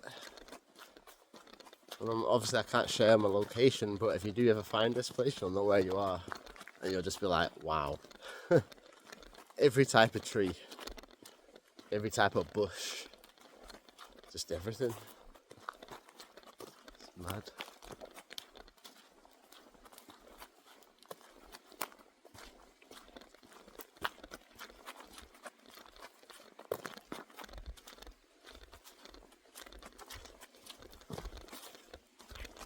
English woodsman, as you're out there watching this video, I know that you'll be jealous. Or not jealous, but you know, envious of this spot, because I know how much you like your woodland camping. Unfortunately, local to you, you've only got those crappy woodlands.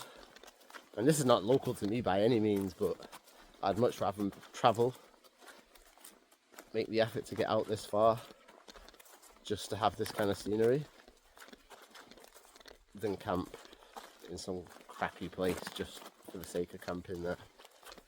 Oh, I've just seen loads more wood.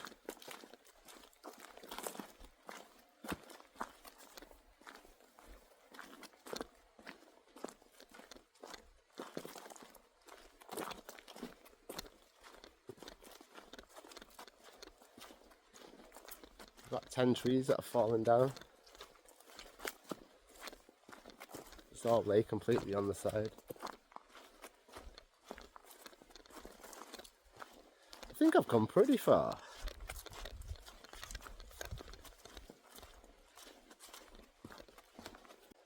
Yeah, we're not too far from the lock side now. I can see the water down there.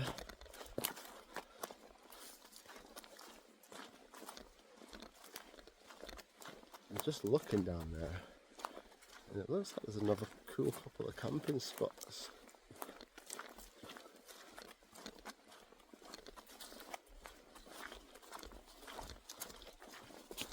We'll have to have a little explore, won't we?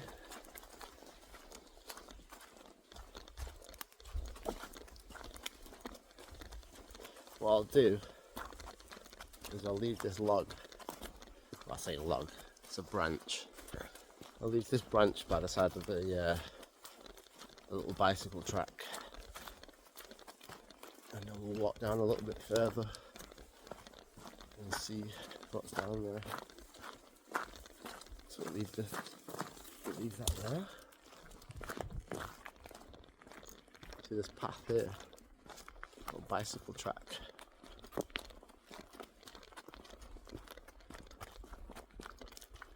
Because it's on the side of the loch, and obviously there's all this forest here,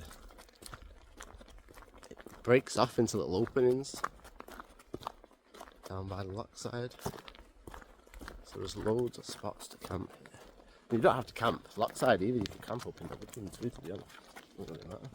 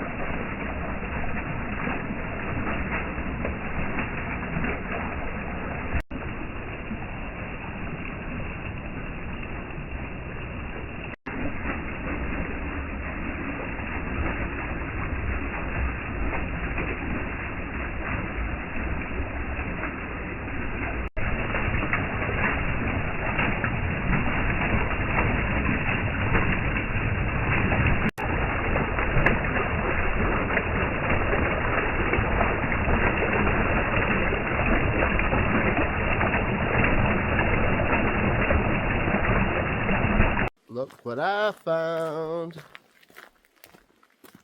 Another cool camping location.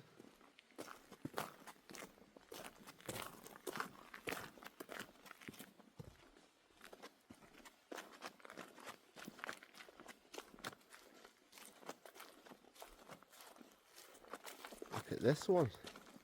I think this is even better than the one I'm camping in, to be honest. Definitely people been here as well.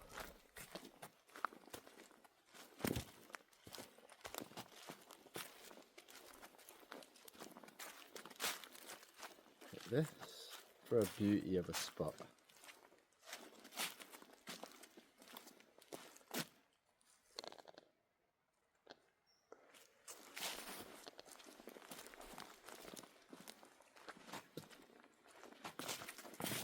Well, I think I found my new camping location.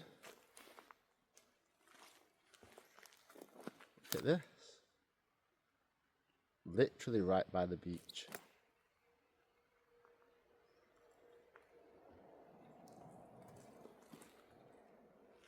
Look at this place. How good is this? Literally right on the beach. Little fire pit there. Cool little tree behind us. Look at that view.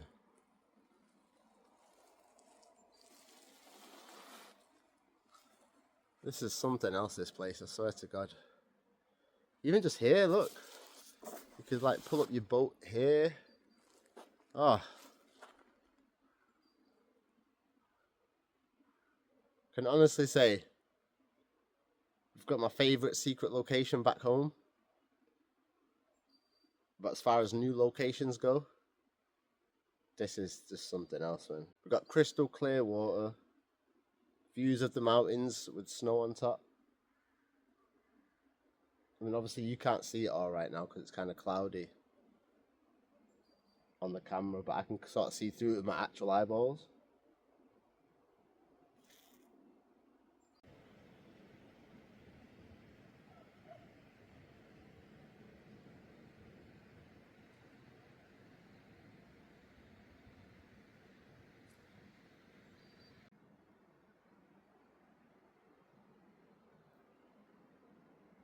Enough's enough messing about. You know, I've been out exploring literally for 3 hours. I just looked at the time, it's 3 o'clock. The sun goes down at 4:44. It's like, whoa, have I been out that long? Let me get back to camp, get some food in me. Oh, I'm starving, I'm gonna do some macaroni and cheese.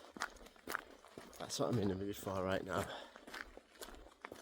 Oh, I can't believe it's so late. I've really been out here that long. You know what it is? It's when you're recording as well, like footage and stuff for YouTube, it does take up a lot longer, you know, looking for angles and trying to show you what I can see or like convey it across on the camera sometimes. It's hard.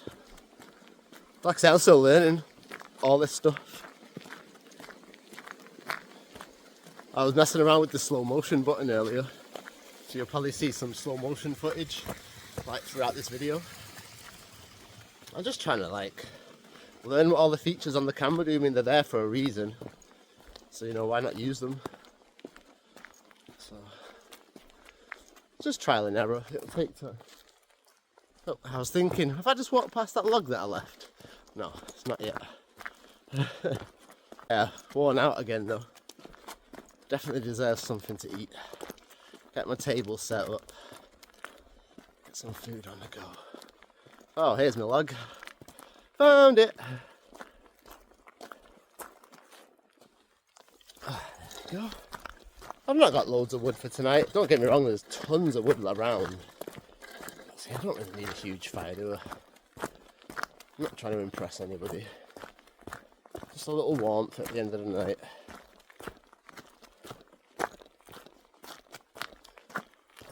Because you're probably wondering, oh, what do you do all night? And to be honest, just watch movies, listen to music, chill out, enjoy being out in nature, enjoy the peace, time to sort of unwind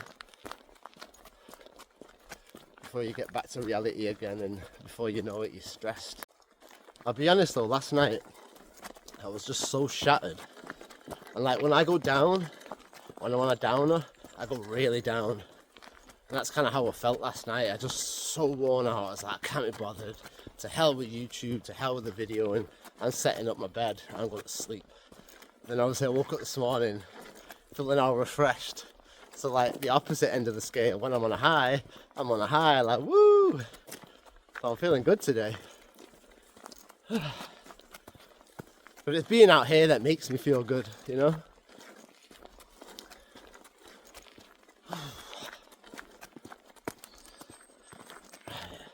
My arm's actually hurting holding this selfie stick. It's quite heavy with the tripod attached to the bottom of it. Right, let's get some of this firewood sorted, shall we?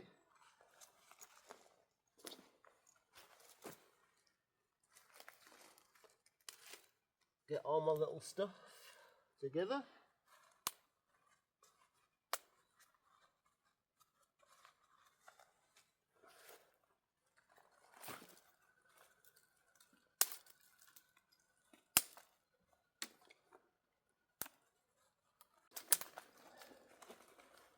I don't know if you can see it on the camera, but it's this stuff here that's the best for lighting your fire in the beginning.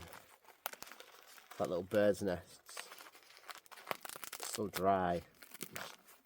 It's great.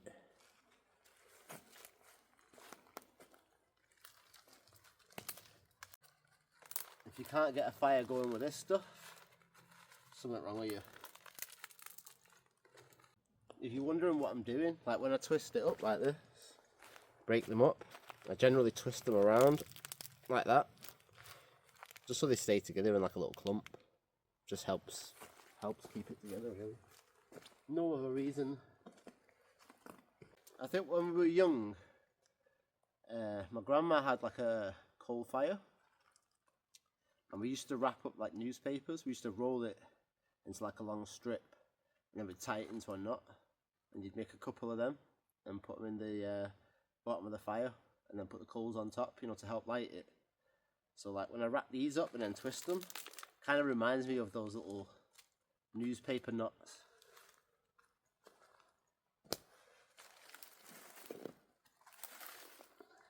Not that anybody can relate to that story, because it's my own personal story, but that's kind of why I do it. I guess it's nostalgic.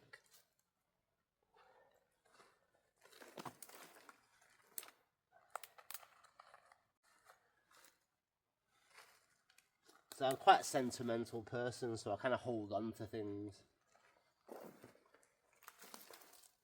Something as silly as tying knots in newspaper.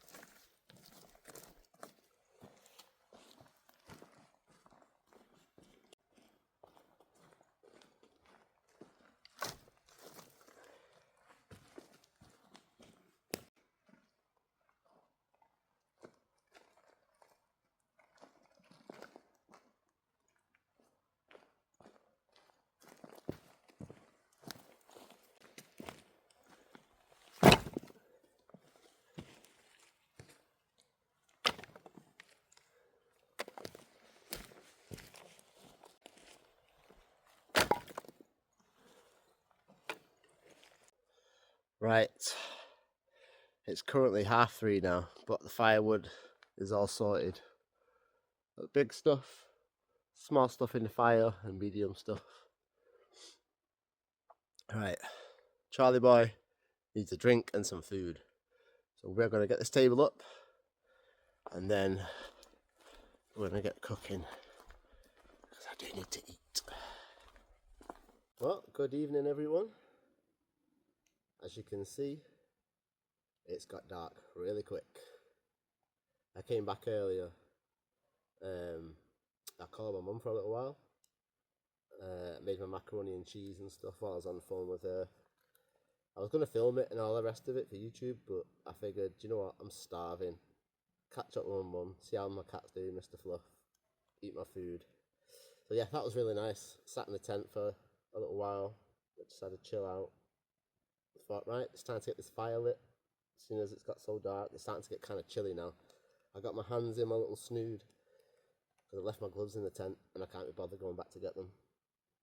So, what we need to do is get this fire lit, and we need to make some food. I'm starving. Tonight's tea. What's the saying? Oh, that's the wrong show. I was going to say Tonight Matthew. Well, that's the wrong TV show.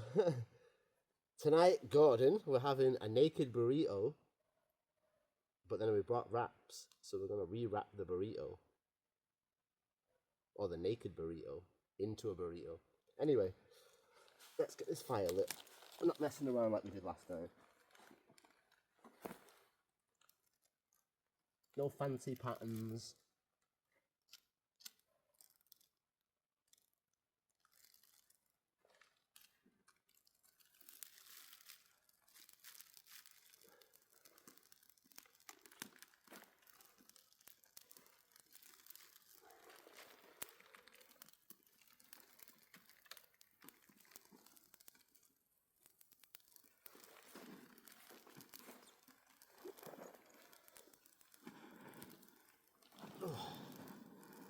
And there we go. That's how you light a fire. No messing about. If you remember on that last trip we did, I tried to do that stupid, crazy shaped fire. It's just too much messing about. It must have gone out about 3 or 4 times. This is my standard type of fire that never fails.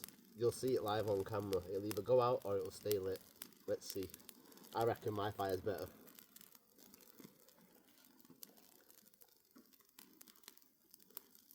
Yeah, it's definitely been a learning curve on this trip though. Because this has been the coldest trip I've been on. Even on that snowy trip, it wasn't as cold as it is on this trip. All my power banks are struggling to charge up everything. I keep getting warnings on the phone saying, oh, it's too cold, heat up your device before you charge it. And I was like, I've never seen that warning before. Everything's just really charging slowly and it's struggling to keep its charge for very long. So I'm hoping this main light stays. I've been saving the battery all day on the main power bank so we can have some light tonight.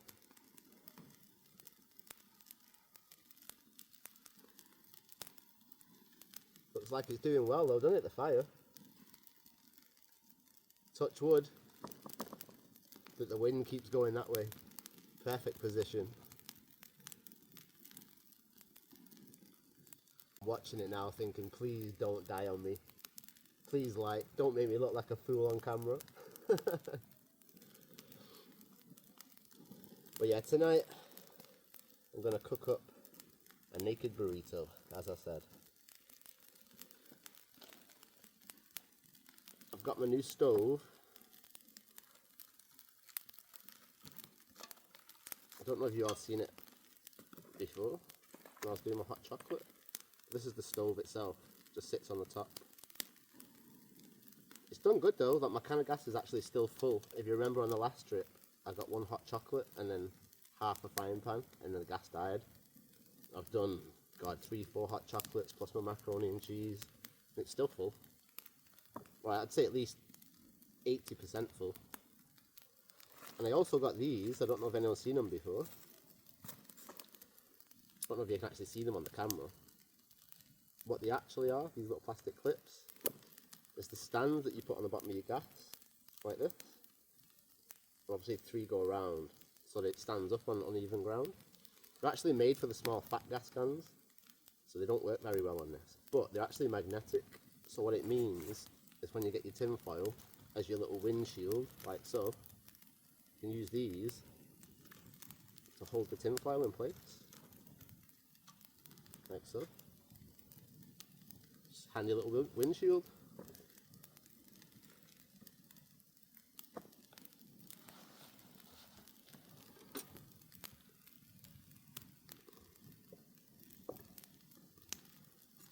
I am hungry though, so I'm not messing about tonight. We're getting this food straight on the go.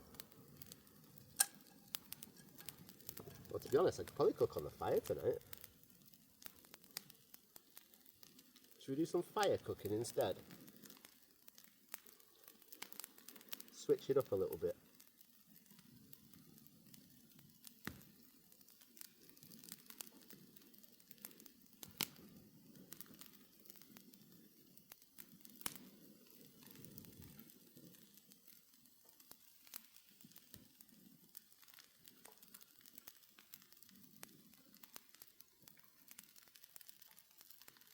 Get some of these thicker wet ones on. Help them dry out a little bit. Especially if the smoke's going that way, take advantage while we can.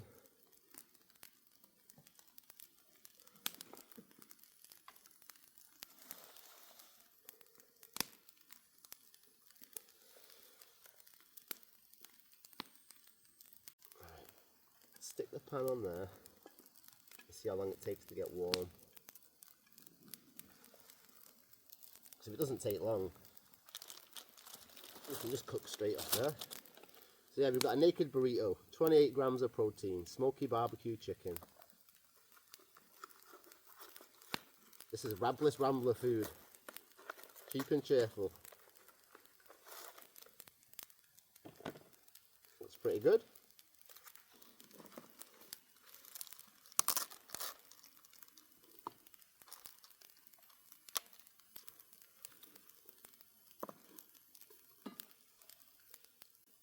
But yeah, like I was saying, it has been really cold on this trip. I've got my shoe liners in my feet, or in my socks, connected to the power bank to try and keep my feet warm, which it is doing, it's keeping my feet warm, but the fact that I even need it shows you how cold it is.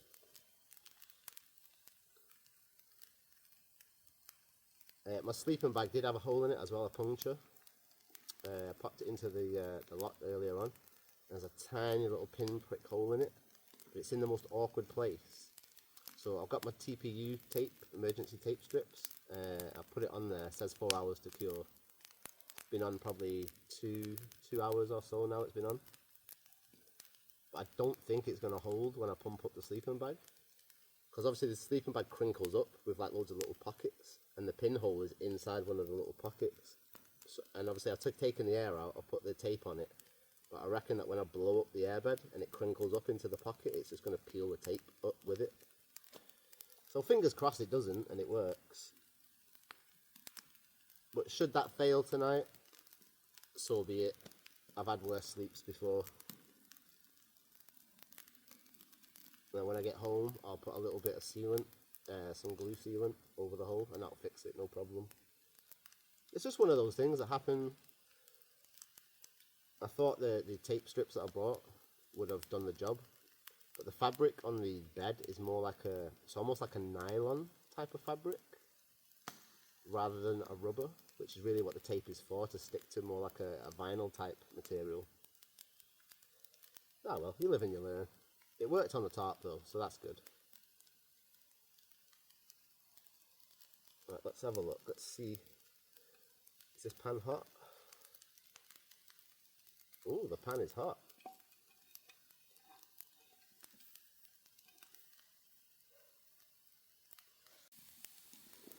Here's our chicken burrito.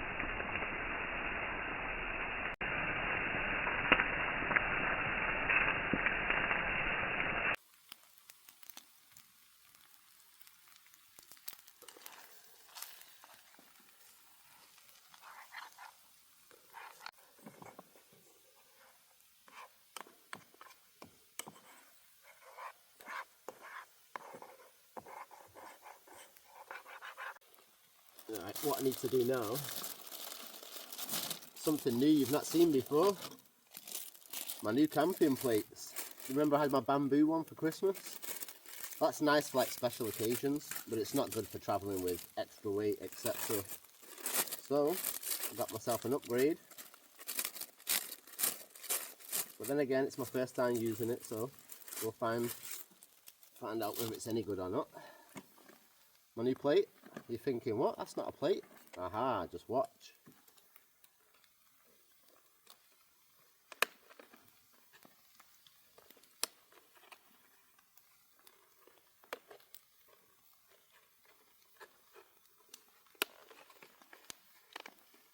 Would you look at that?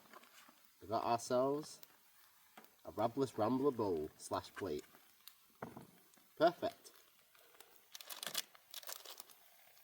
I think this chicken is done.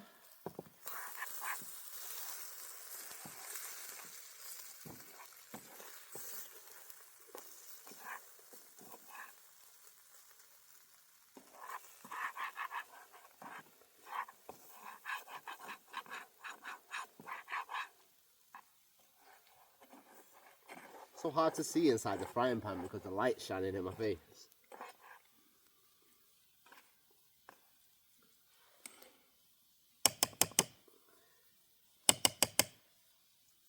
2 more minutes where we just get the next part of the meal out, the wraps. So we go from a naked burrito to a fully clothed burrito, or just a burrito. I'll take out 3. They're only mini ones, so.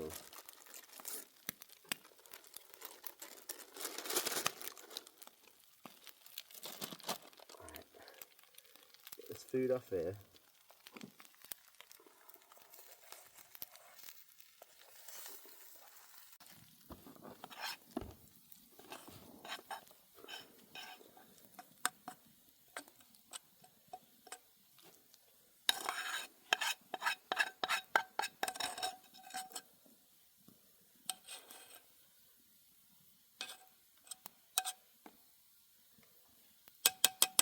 There we go.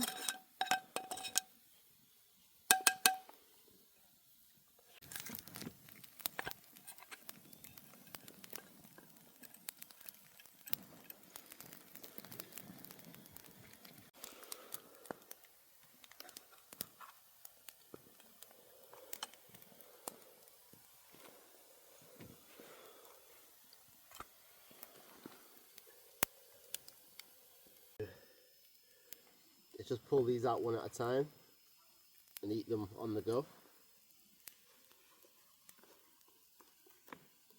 So stick that one back in.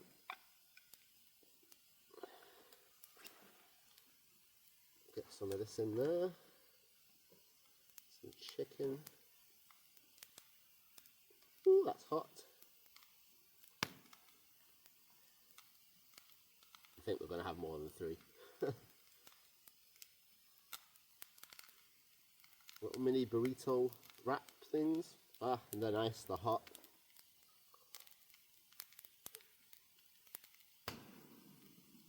And they taste good. Cheers everyone. Hope you all have a lovely evening. Levi, you should probably be in bed by now.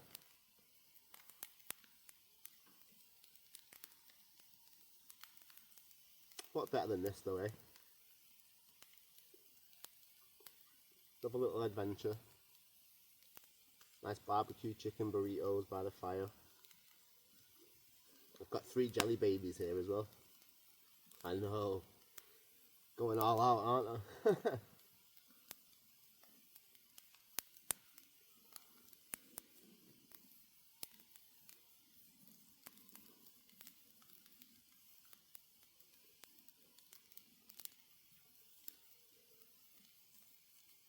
I figured as well, rather than me cutting the camera when I'm eating, I thought I can eat and I'll just edit it out later. Makes more sense, doesn't it?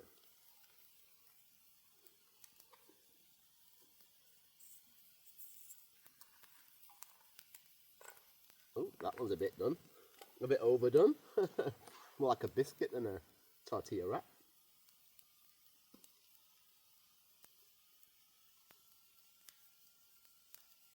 It goes back to what I was saying in all my other videos, Rabless Ramblers style. You don't need to pay for all that crazy gear.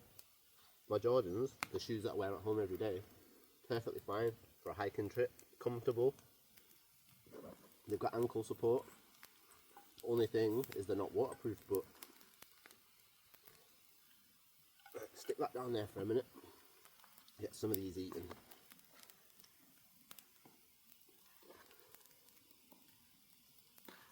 That was the thing, I was actually looking to see if I could find on the internet a pair of waterproof Jordans.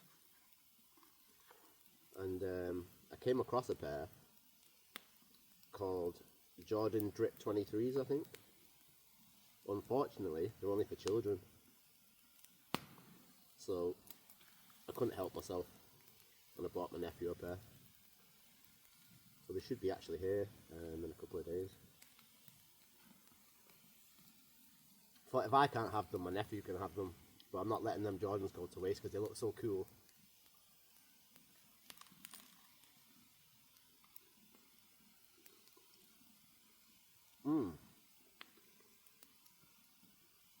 Even though that tortilla wrap's slightly overdone, it's got a really nice taste to it.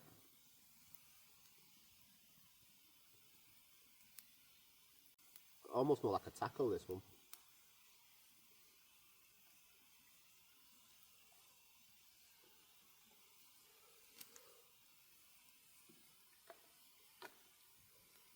Probably thinking, why do you keep putting so much wood on? It's because it's all wet. If we don't get it on early enough, the fire will end up dying down while it's trying to dry out the other wood. So I just need to keep staying on top of it, get it dried.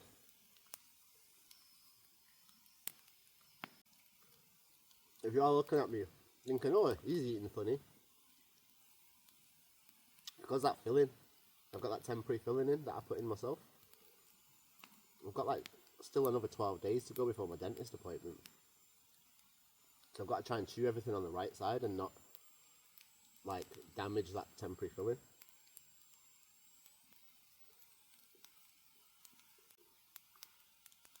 Do you know what would be great? If out there in the YouTube world, there was some rich person who wants to donate like $5 grand so I can get my teeth fixed. Oh, I'd appreciate that forever.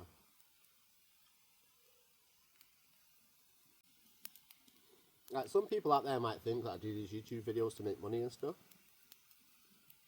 but I think that just highlights the fact that I'm a true camper, really out here to enjoy nature and just get out and about on the mad adventures.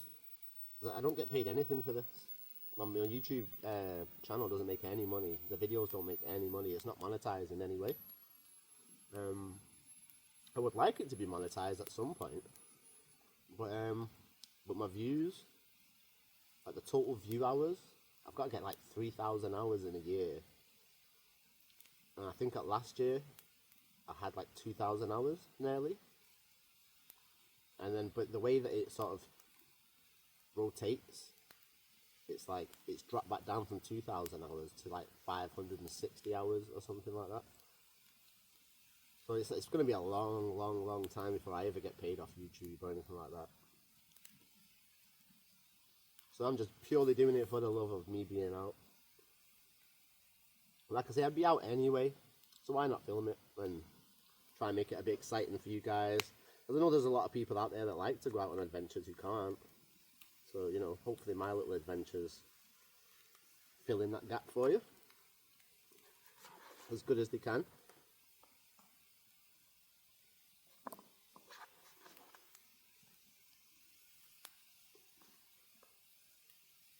I'll be honest, Levi, as well. This is one trip now that I'm here. I'm definitely glad I didn't bring you out on. Yeah, so my next adventure. Adventure number 13. That sounds crazy to even say that. Adventure number 13. It's just like, it just feels like a milestone after a milestone.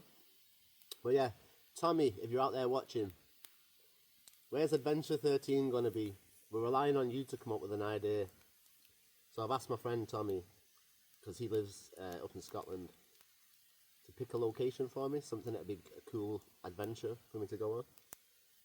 So as soon as he gets back to me, we'll have our next adventure 13 sorted. No idea what we're going to do. A mountain climb, a kayak trip. Although I'm not too sure about the kayak trip because it might still be too chilly yet, but we'll see. Yeah, mountain climbing, kayak trip, another forest trip. I might even try and get back out and do a night at the bothy, you know, from like adventure number, I don't even know what it was now, 7 or 8. We found that bothy. Might go back there and maybe try and spend the night there.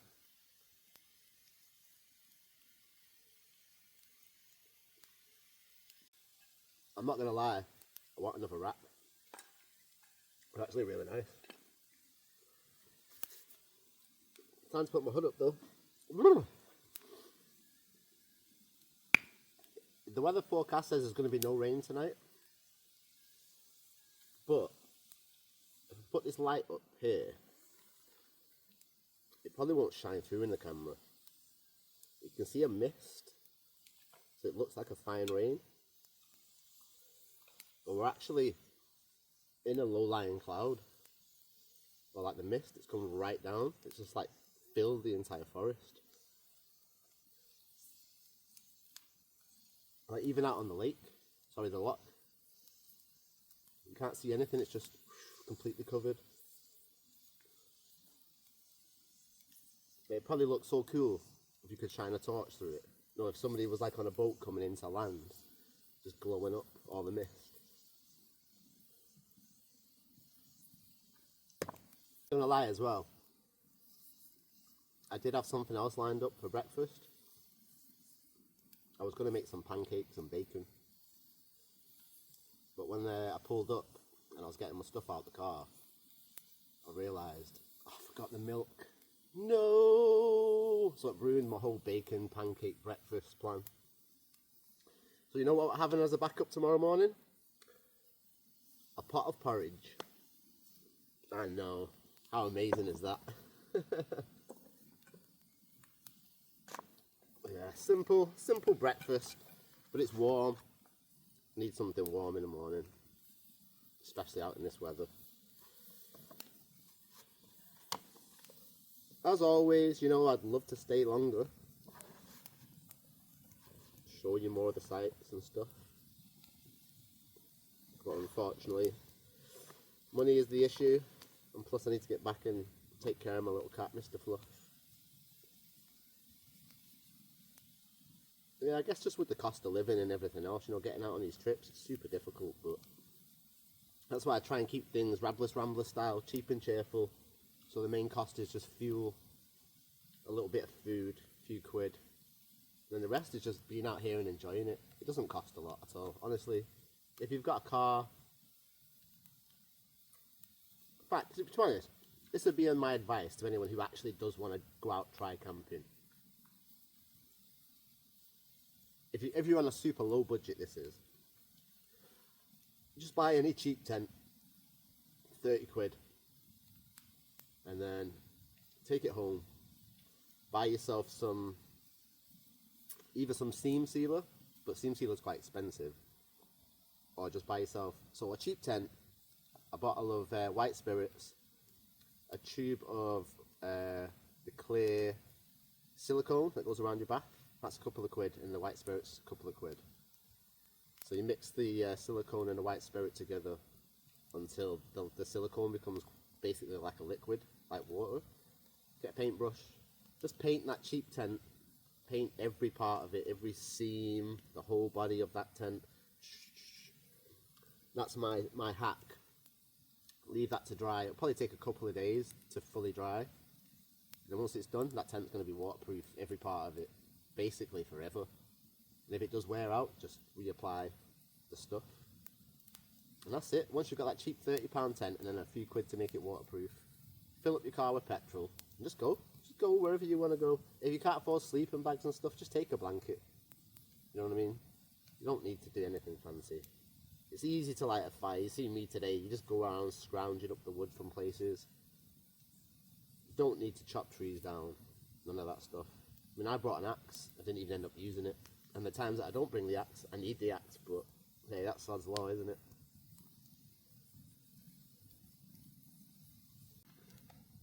See if we can dry these shoes off a bit.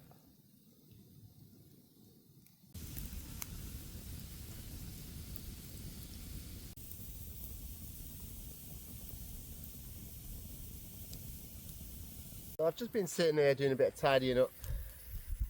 Just brushed my teeth, get myself ready for bed. I was watching a couple of videos on YouTube, and I was watching an English woodsman video. He just posted it up tonight. He was doing a review of some new 4-season tent or something.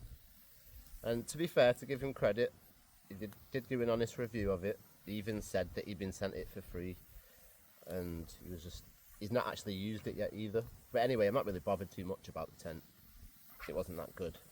But one of the things that caught my attention was they were talking about 4-season tents, etc. And I thought, wait a minute. They sell 4-season tents because they say, oh, they're good in winter, high winds, etc. Blah blah blah blah blah. But then I was thinking, it's not always just winter when you get high winds. You could be in the middle of summer, nice night, but still have really high winds. Do you know what I mean? Gale force winds, it just happens every now and again. So if you're in a 3-season tent or a 2-season tent, it should still be able to handle excessive amounts of wind. So therefore, the idea of a 4-season tent really is just a load of crap, isn't it? Yeah, so anyway, it just seems a bit of a daft idea to me. A bit of a con, the whole 3-season, 4-season tent. If I buy a 3-season tent and then I'm out and that tent breaks because it's high wind, well, what are you going to say? Oh, well, it's only a 3-season tent. It's not a 4-season tent. Well, yeah, but it's the middle of summer. What's the excuse? Anyway, I'm just ranting and raving. But yeah, this plate was really good. Easy to clean. Just unpacked it. Back to normal. Slide it back in its case. I've actually got 2. So anyone who comes out on a camp with me at some point, what would you call that one? Yeah, so I've got 2 plates. What would you call that one, actually?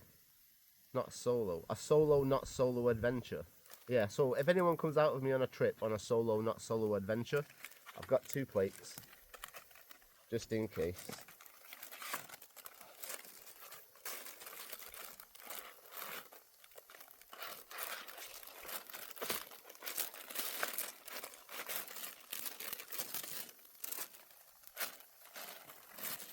And these actually cost me, believe it or not,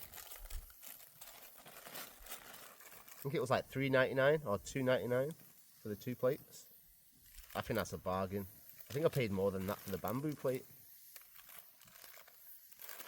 So you can just slide into your backpack, no bother. Right, let me get the rest of my stuff tidied up.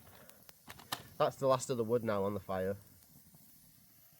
I'm not sure if you can actually see the tent and the tarp behind me or not. Not sure which side you'll see it on the camera. But yeah, I'm just getting my stuff together now, get ready for bed.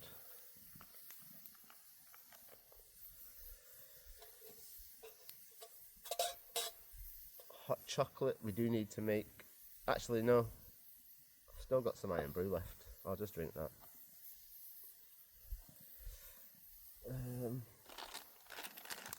Put that in my pocket. What else have we got here? The marshmallows. I'll be honest with you, I'm not really in the mood for the marshmallows tonight. I kind of have like these moments where I want them and I don't want them. That's why they've been sealed up from like, what, 2 or 3 trips ago, whenever we last had marshmallows in the videos.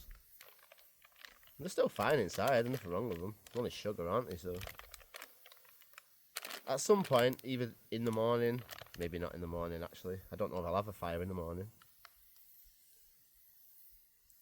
But at some point on another trip, we'll eat these marshmallows. What else have we got down here? The rest of my tortillas.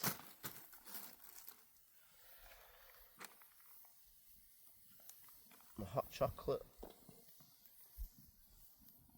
My hot chocolate cup.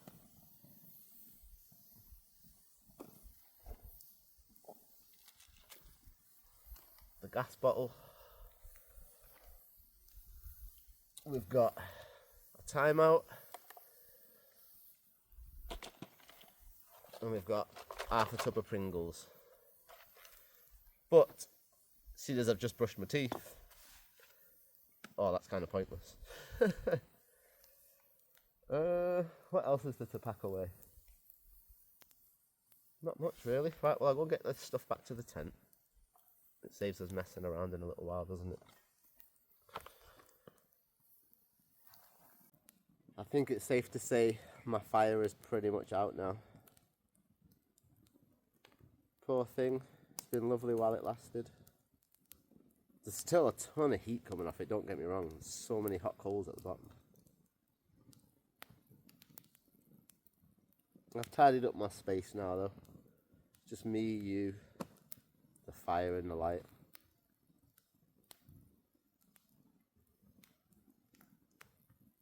just enjoying this last 5 minutes of heat and just my surroundings. Because before you know it, I'll soon be fast asleep, waking up,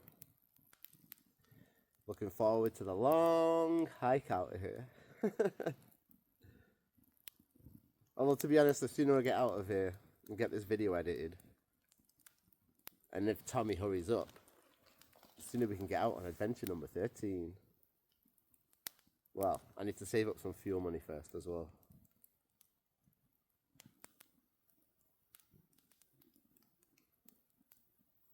Well, I suppose I should get extra credit because every time I come out on one of these trips, in terms of fuel, it's taken like £100–150 out of the budget I need to get a new tooth. Or 2 new teeth, technically. I'm not trying to be no expert or anything else. I just try to tell people an easier way of doing things. A more cheaper alternative. Like I say, you see me out here, I'm pretty much in white, and I'm not really that dirty. I've got a bit of dirt on my hoodie, but that was just from carrying the sticks earlier. So really, that's just my own fault. And then there's some dirt on my Jordans, but honestly, the white wipes clean that up. 5 minutes. It's never as bad as you think. Say this is the middle of winter. Everyone says, "Oh, you're crazy, you're crazy. Don't go camping. It's too cold. It's going to be wet." It's not that bad. Like I say, it's a lot more peaceful as well. When it's cold, I don't know, it just seems more calm and peaceful. I guess summertime, the birds are chirping, everything's more excitable and alive. And in wintertime, everything's just kind of shut down. I like it like this. Because this calm is like the calm that I need inside here. Just quiet, calm, peaceful.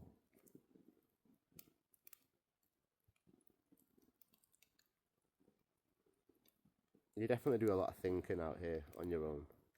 Like people say, what do you do when you're camping? Probably probably the thing I do most when I'm camping is thinking. Some people might call it overthinking, but it's thinking without distraction, thinking without a phone call, thinking without an email, thinking without just something going on, a knock at the door, just nothing to distract you, just puts things in perspective sometimes. It definitely makes me feel like I can put things into perspective in the sense of what's important and what's not, materialistic versus not materialistic. Like when I'm out here, I don't care about anything, the TV, the Xbox, all that stuff. I honestly don't care about any of it. If I had enough money to just stay out here permanently, I would gladly do it. Quite happily. My power bank, if I had a way to keep the power going and enough money to feed myself, I'd do it. It'd be the Rabless Rambler homeless adventures.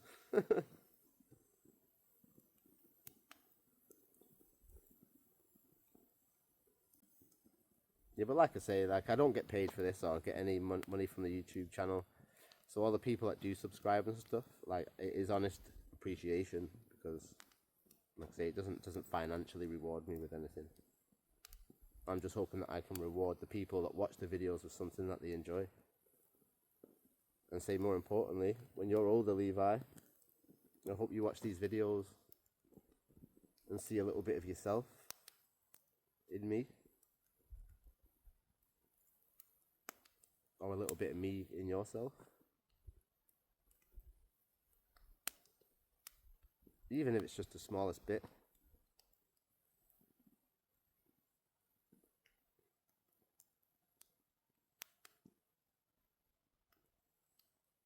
I was watching back on some videos of my little boy on you, Levi. And I've got the video of you when you had your first lemon. Or slice of lemon. Or whatever, that little face where he's like put it in his mouth or you put it in your mouth and then it's just like all of a sudden. Oh god, it never fails to make me laugh.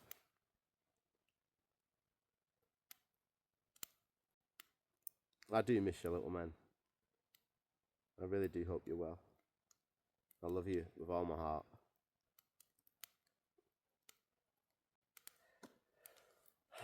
Right, well, it's late, it's cold, it's time for me to say good night. God bless, if that's what you believe in. And to all the non-believers, I don't believe either. So, good night from the universe. No, I'll see you all in the morning. Sweet dreams to everyone. Peace out. Catch you tomorrow.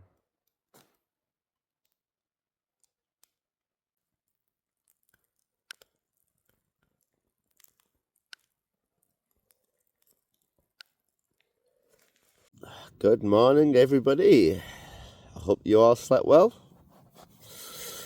Oh, I had a good sleep. Apart from the fact that my air mat has gone flat again. Totally flat. Well, there's a tiny bit of air left in it, but... Oh, I put my patch on it last night, and it seems to have held, but there's a tiny little bubble inside the patch, and I'm guessing that that's where the air's pushed through. I don't know. I'll fix it when I get home. It's another thing for the list, isn't it? Oh, it's chilly. I need to get up, go and have a wee, sort some breakfast out, and then start getting packed up.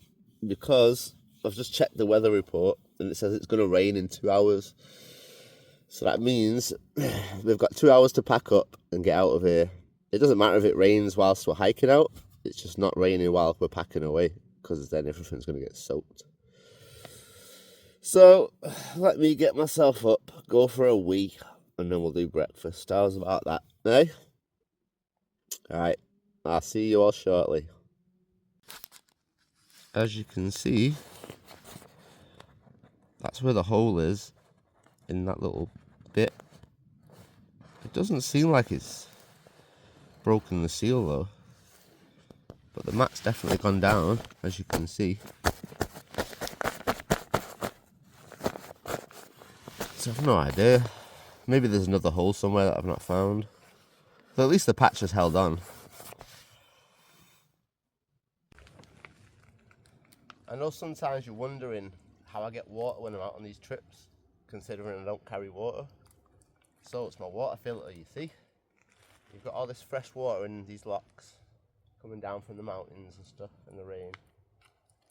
So I'll show you how it works. It's dead simple. I mean, if you've seen it before, you've seen it before. If you haven't, then you'll learn something new today. You can see how clear the water is already. So just fill up a little tub with water.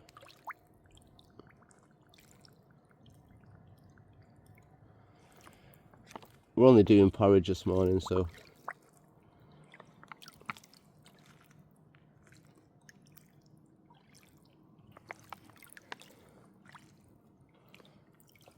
there we go. What you do, you screw your filter onto your bottle, like so. All you do next, put your filter into the bottle and squeeze.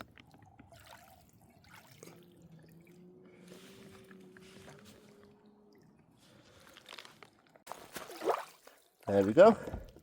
There's enough water there for porridge. What a view to wake up to in the morning, eh?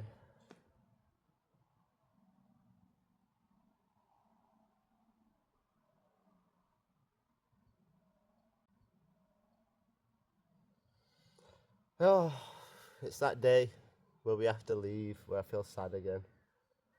Another beautiful location. Just as I get settled in, it's like time to go again. I'll put the water in first, actually. Get rid of some of the crap floating in the bottom.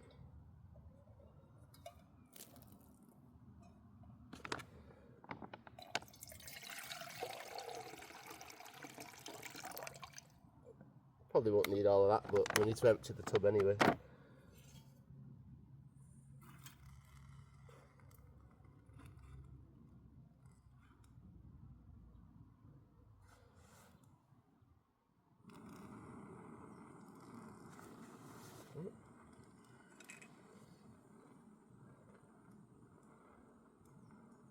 Hope you've all enjoyed the trip as much as me.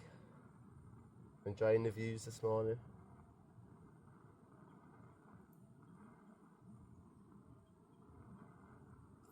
I'll definitely make a few changes for next time though.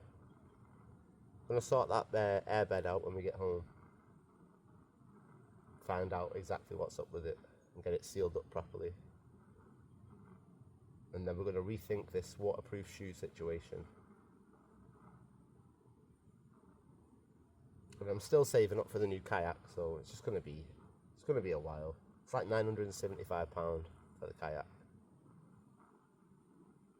But it'll be worth it once we get it, so we can get out and adventure more.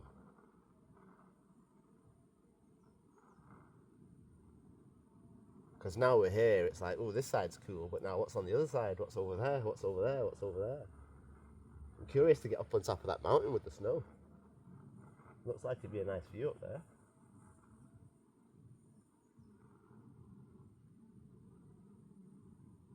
Whenever you camp by the water's edge as well, you always hear weird sounds throughout the night. Like I was just walking across the edge trying to find the sound that I could hear last night, and it's just down there somewhere. It's like the water just kind of doubles up as it hits the beach. It kind of goes... It's just a weird sound.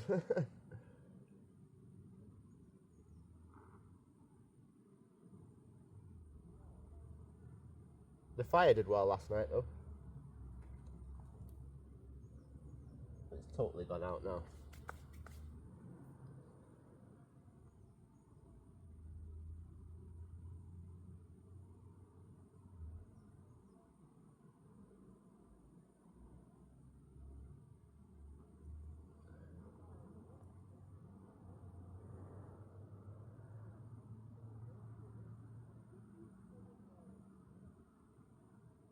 Another thing you definitely have to account for when you come out camping on these cold trips, like I'm not sure if I mentioned this yesterday or not, but because it's so cold, like 0, -1, 1 degrees, when you're trying to boil your water, you'll find that your water doesn't actually come to a full rolling boil because it's just too cold. So you can get it scorching hot but not boiling. So if you're ever out in the cold camping, cooking your food up, wondering why is the water not boiling, it's literally just because it's too cold. It's like it's losing heat as fast as it's gaining heat. So it's going to find like an equal balance somewhere, and it's just not going to get any hotter than that. It doesn't help that when you're trying to boil this water, you're actually starting with ice water. It's not like it's room temperature or anything.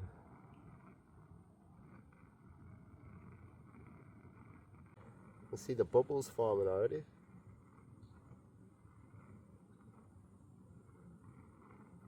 I definitely rate this little stove. What I think I might do though is buy a second one, like a spare, like a backup. Because it's so small, you may as well. Because being that it's so small, it's like, I can see something going wrong with it quite easily.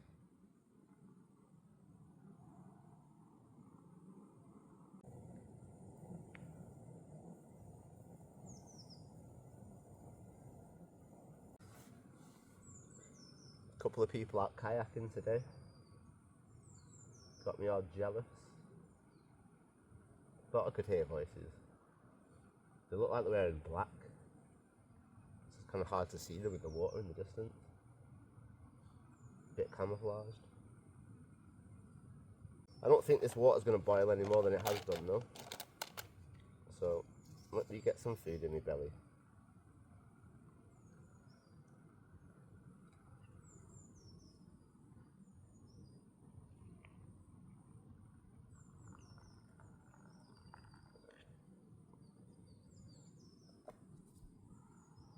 Half a cup left there. Quickly warm these hands up over the flame.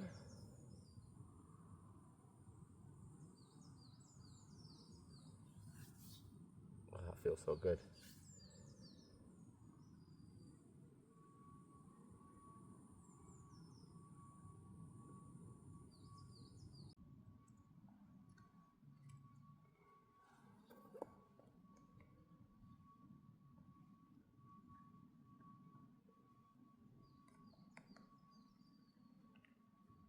We're just having golden syrup porridge this time, I think. Yeah, golden syrup flavour.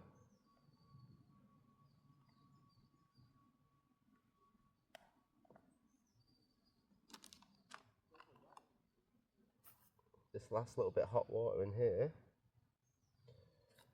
Thinking I'm gonna go grab. Oh, poor little spider. Don't get stuck on my table and packing away soon.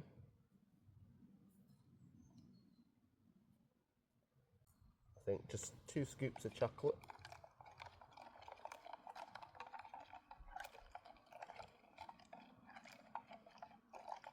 He says, I think I'm gonna go for 3 scoops. I like my chocolate to be chocolatey.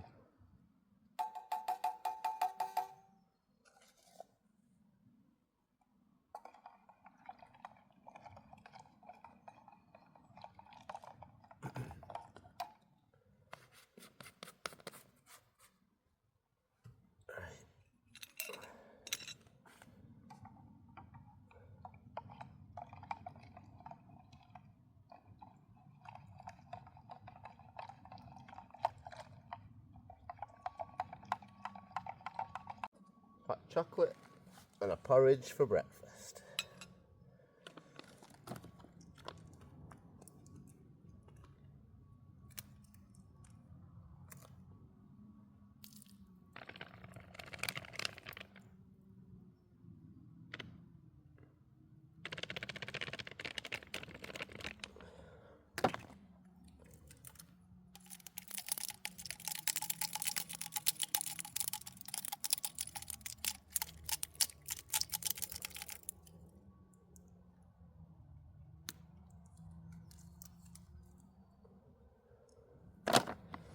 There we go. Alright, well, it's time for me to eat this porridge. I don't know if you can tell in the camera, but it's like the weather's just changed. The temperature's just changed all of a sudden. It's gone really still and quiet. And if you know from all my previous trips, when it goes really still and quiet like this, it's normally the calm before the storm. It is quite cloudy. So I'm guessing it's going to rain in the next 30 minutes, 30 minutes to an hour, possibly it could rain. Maybe sooner. So we need to get this porridge eaten and get packed up, I think.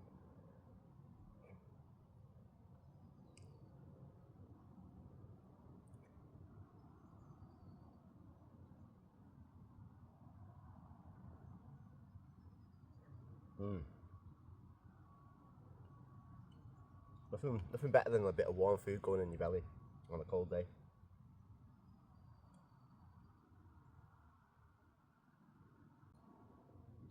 That mountain up there does look really tempting though. Kayak over, hike to the top. How about that for a challenge one time? And you'll know whether I'm telling the truth because you can see the factory on the other side. I think you can anyway.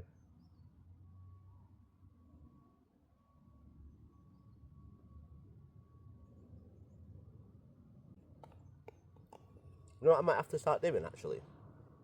Make like a little flag or something small that I can put the Rabless Ramblers logo. And then everywhere we go camping, we'll leave like a little flag as a little marker to say the Rabless Ramblers have been here. I think that's a good idea. Then anyone who finds my locations can take a picture of the Rabless Rambler flag and say you found it.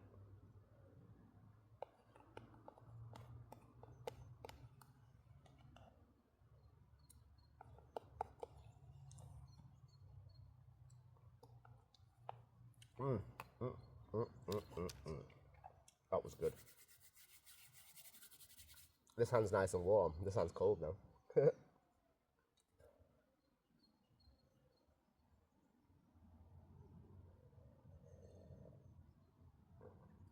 Oh yeah, that's nice and chocolatey the way I like it.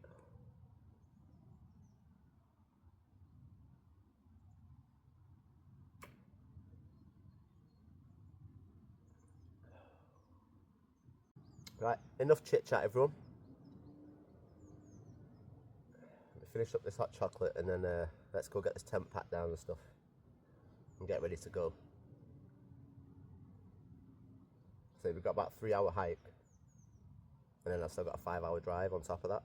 So it's going to be a good 8-9 hours from now before we get home. Wish me luck.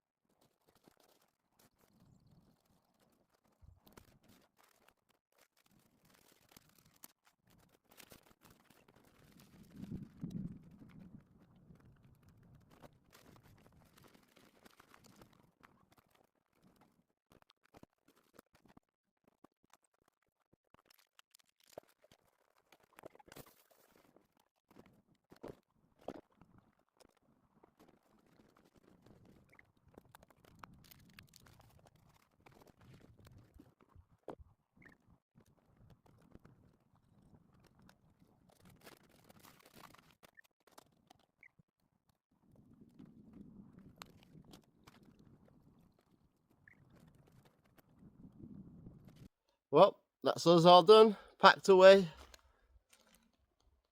No trace, no case. Bag of rubbish. Say goodbye to the pretty views. No, we don't want to leave.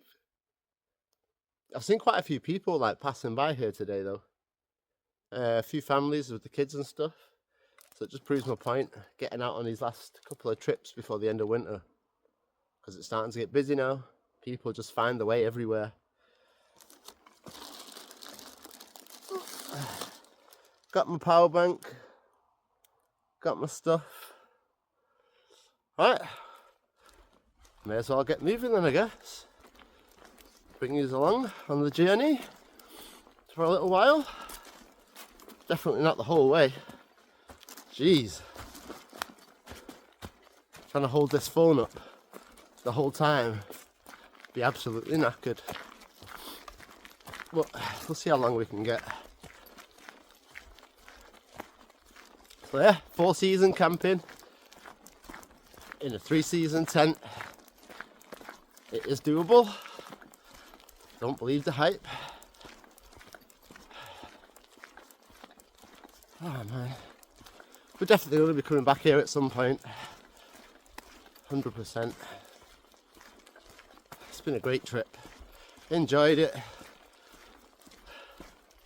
The only thing that let me down, I would say, was the waterproof shoes not working. Other than that, everything's been fine. And I guess the first night was a bit of a letdown in terms of just because I was so shattered. So I didn't get to film anything. Like I literally crashed out. Like I put that tarp up and then I was like, I ain't got it in me. I sat down on my chair for a minute. Then I was like, right, that's it. Put the tent up, get my bed out, sleeping bag out. Just got straight in and crashed out. I think I woke up again at like 11 and then had a wee and went straight back to sleep. And then you see me the next morning when I woke up. So we almost lost the day really, but we had a cool adventure on the way in, so it makes up for it. Alright, my right arm holding this selfie stick is starting to hurt, so I'll bring you back at some point on the way, and if not, I'll see you back at the car where we can get dressed, get changed, and set off on the way home. I'll see you shortly. But I say shortly. See you in about 3 hours.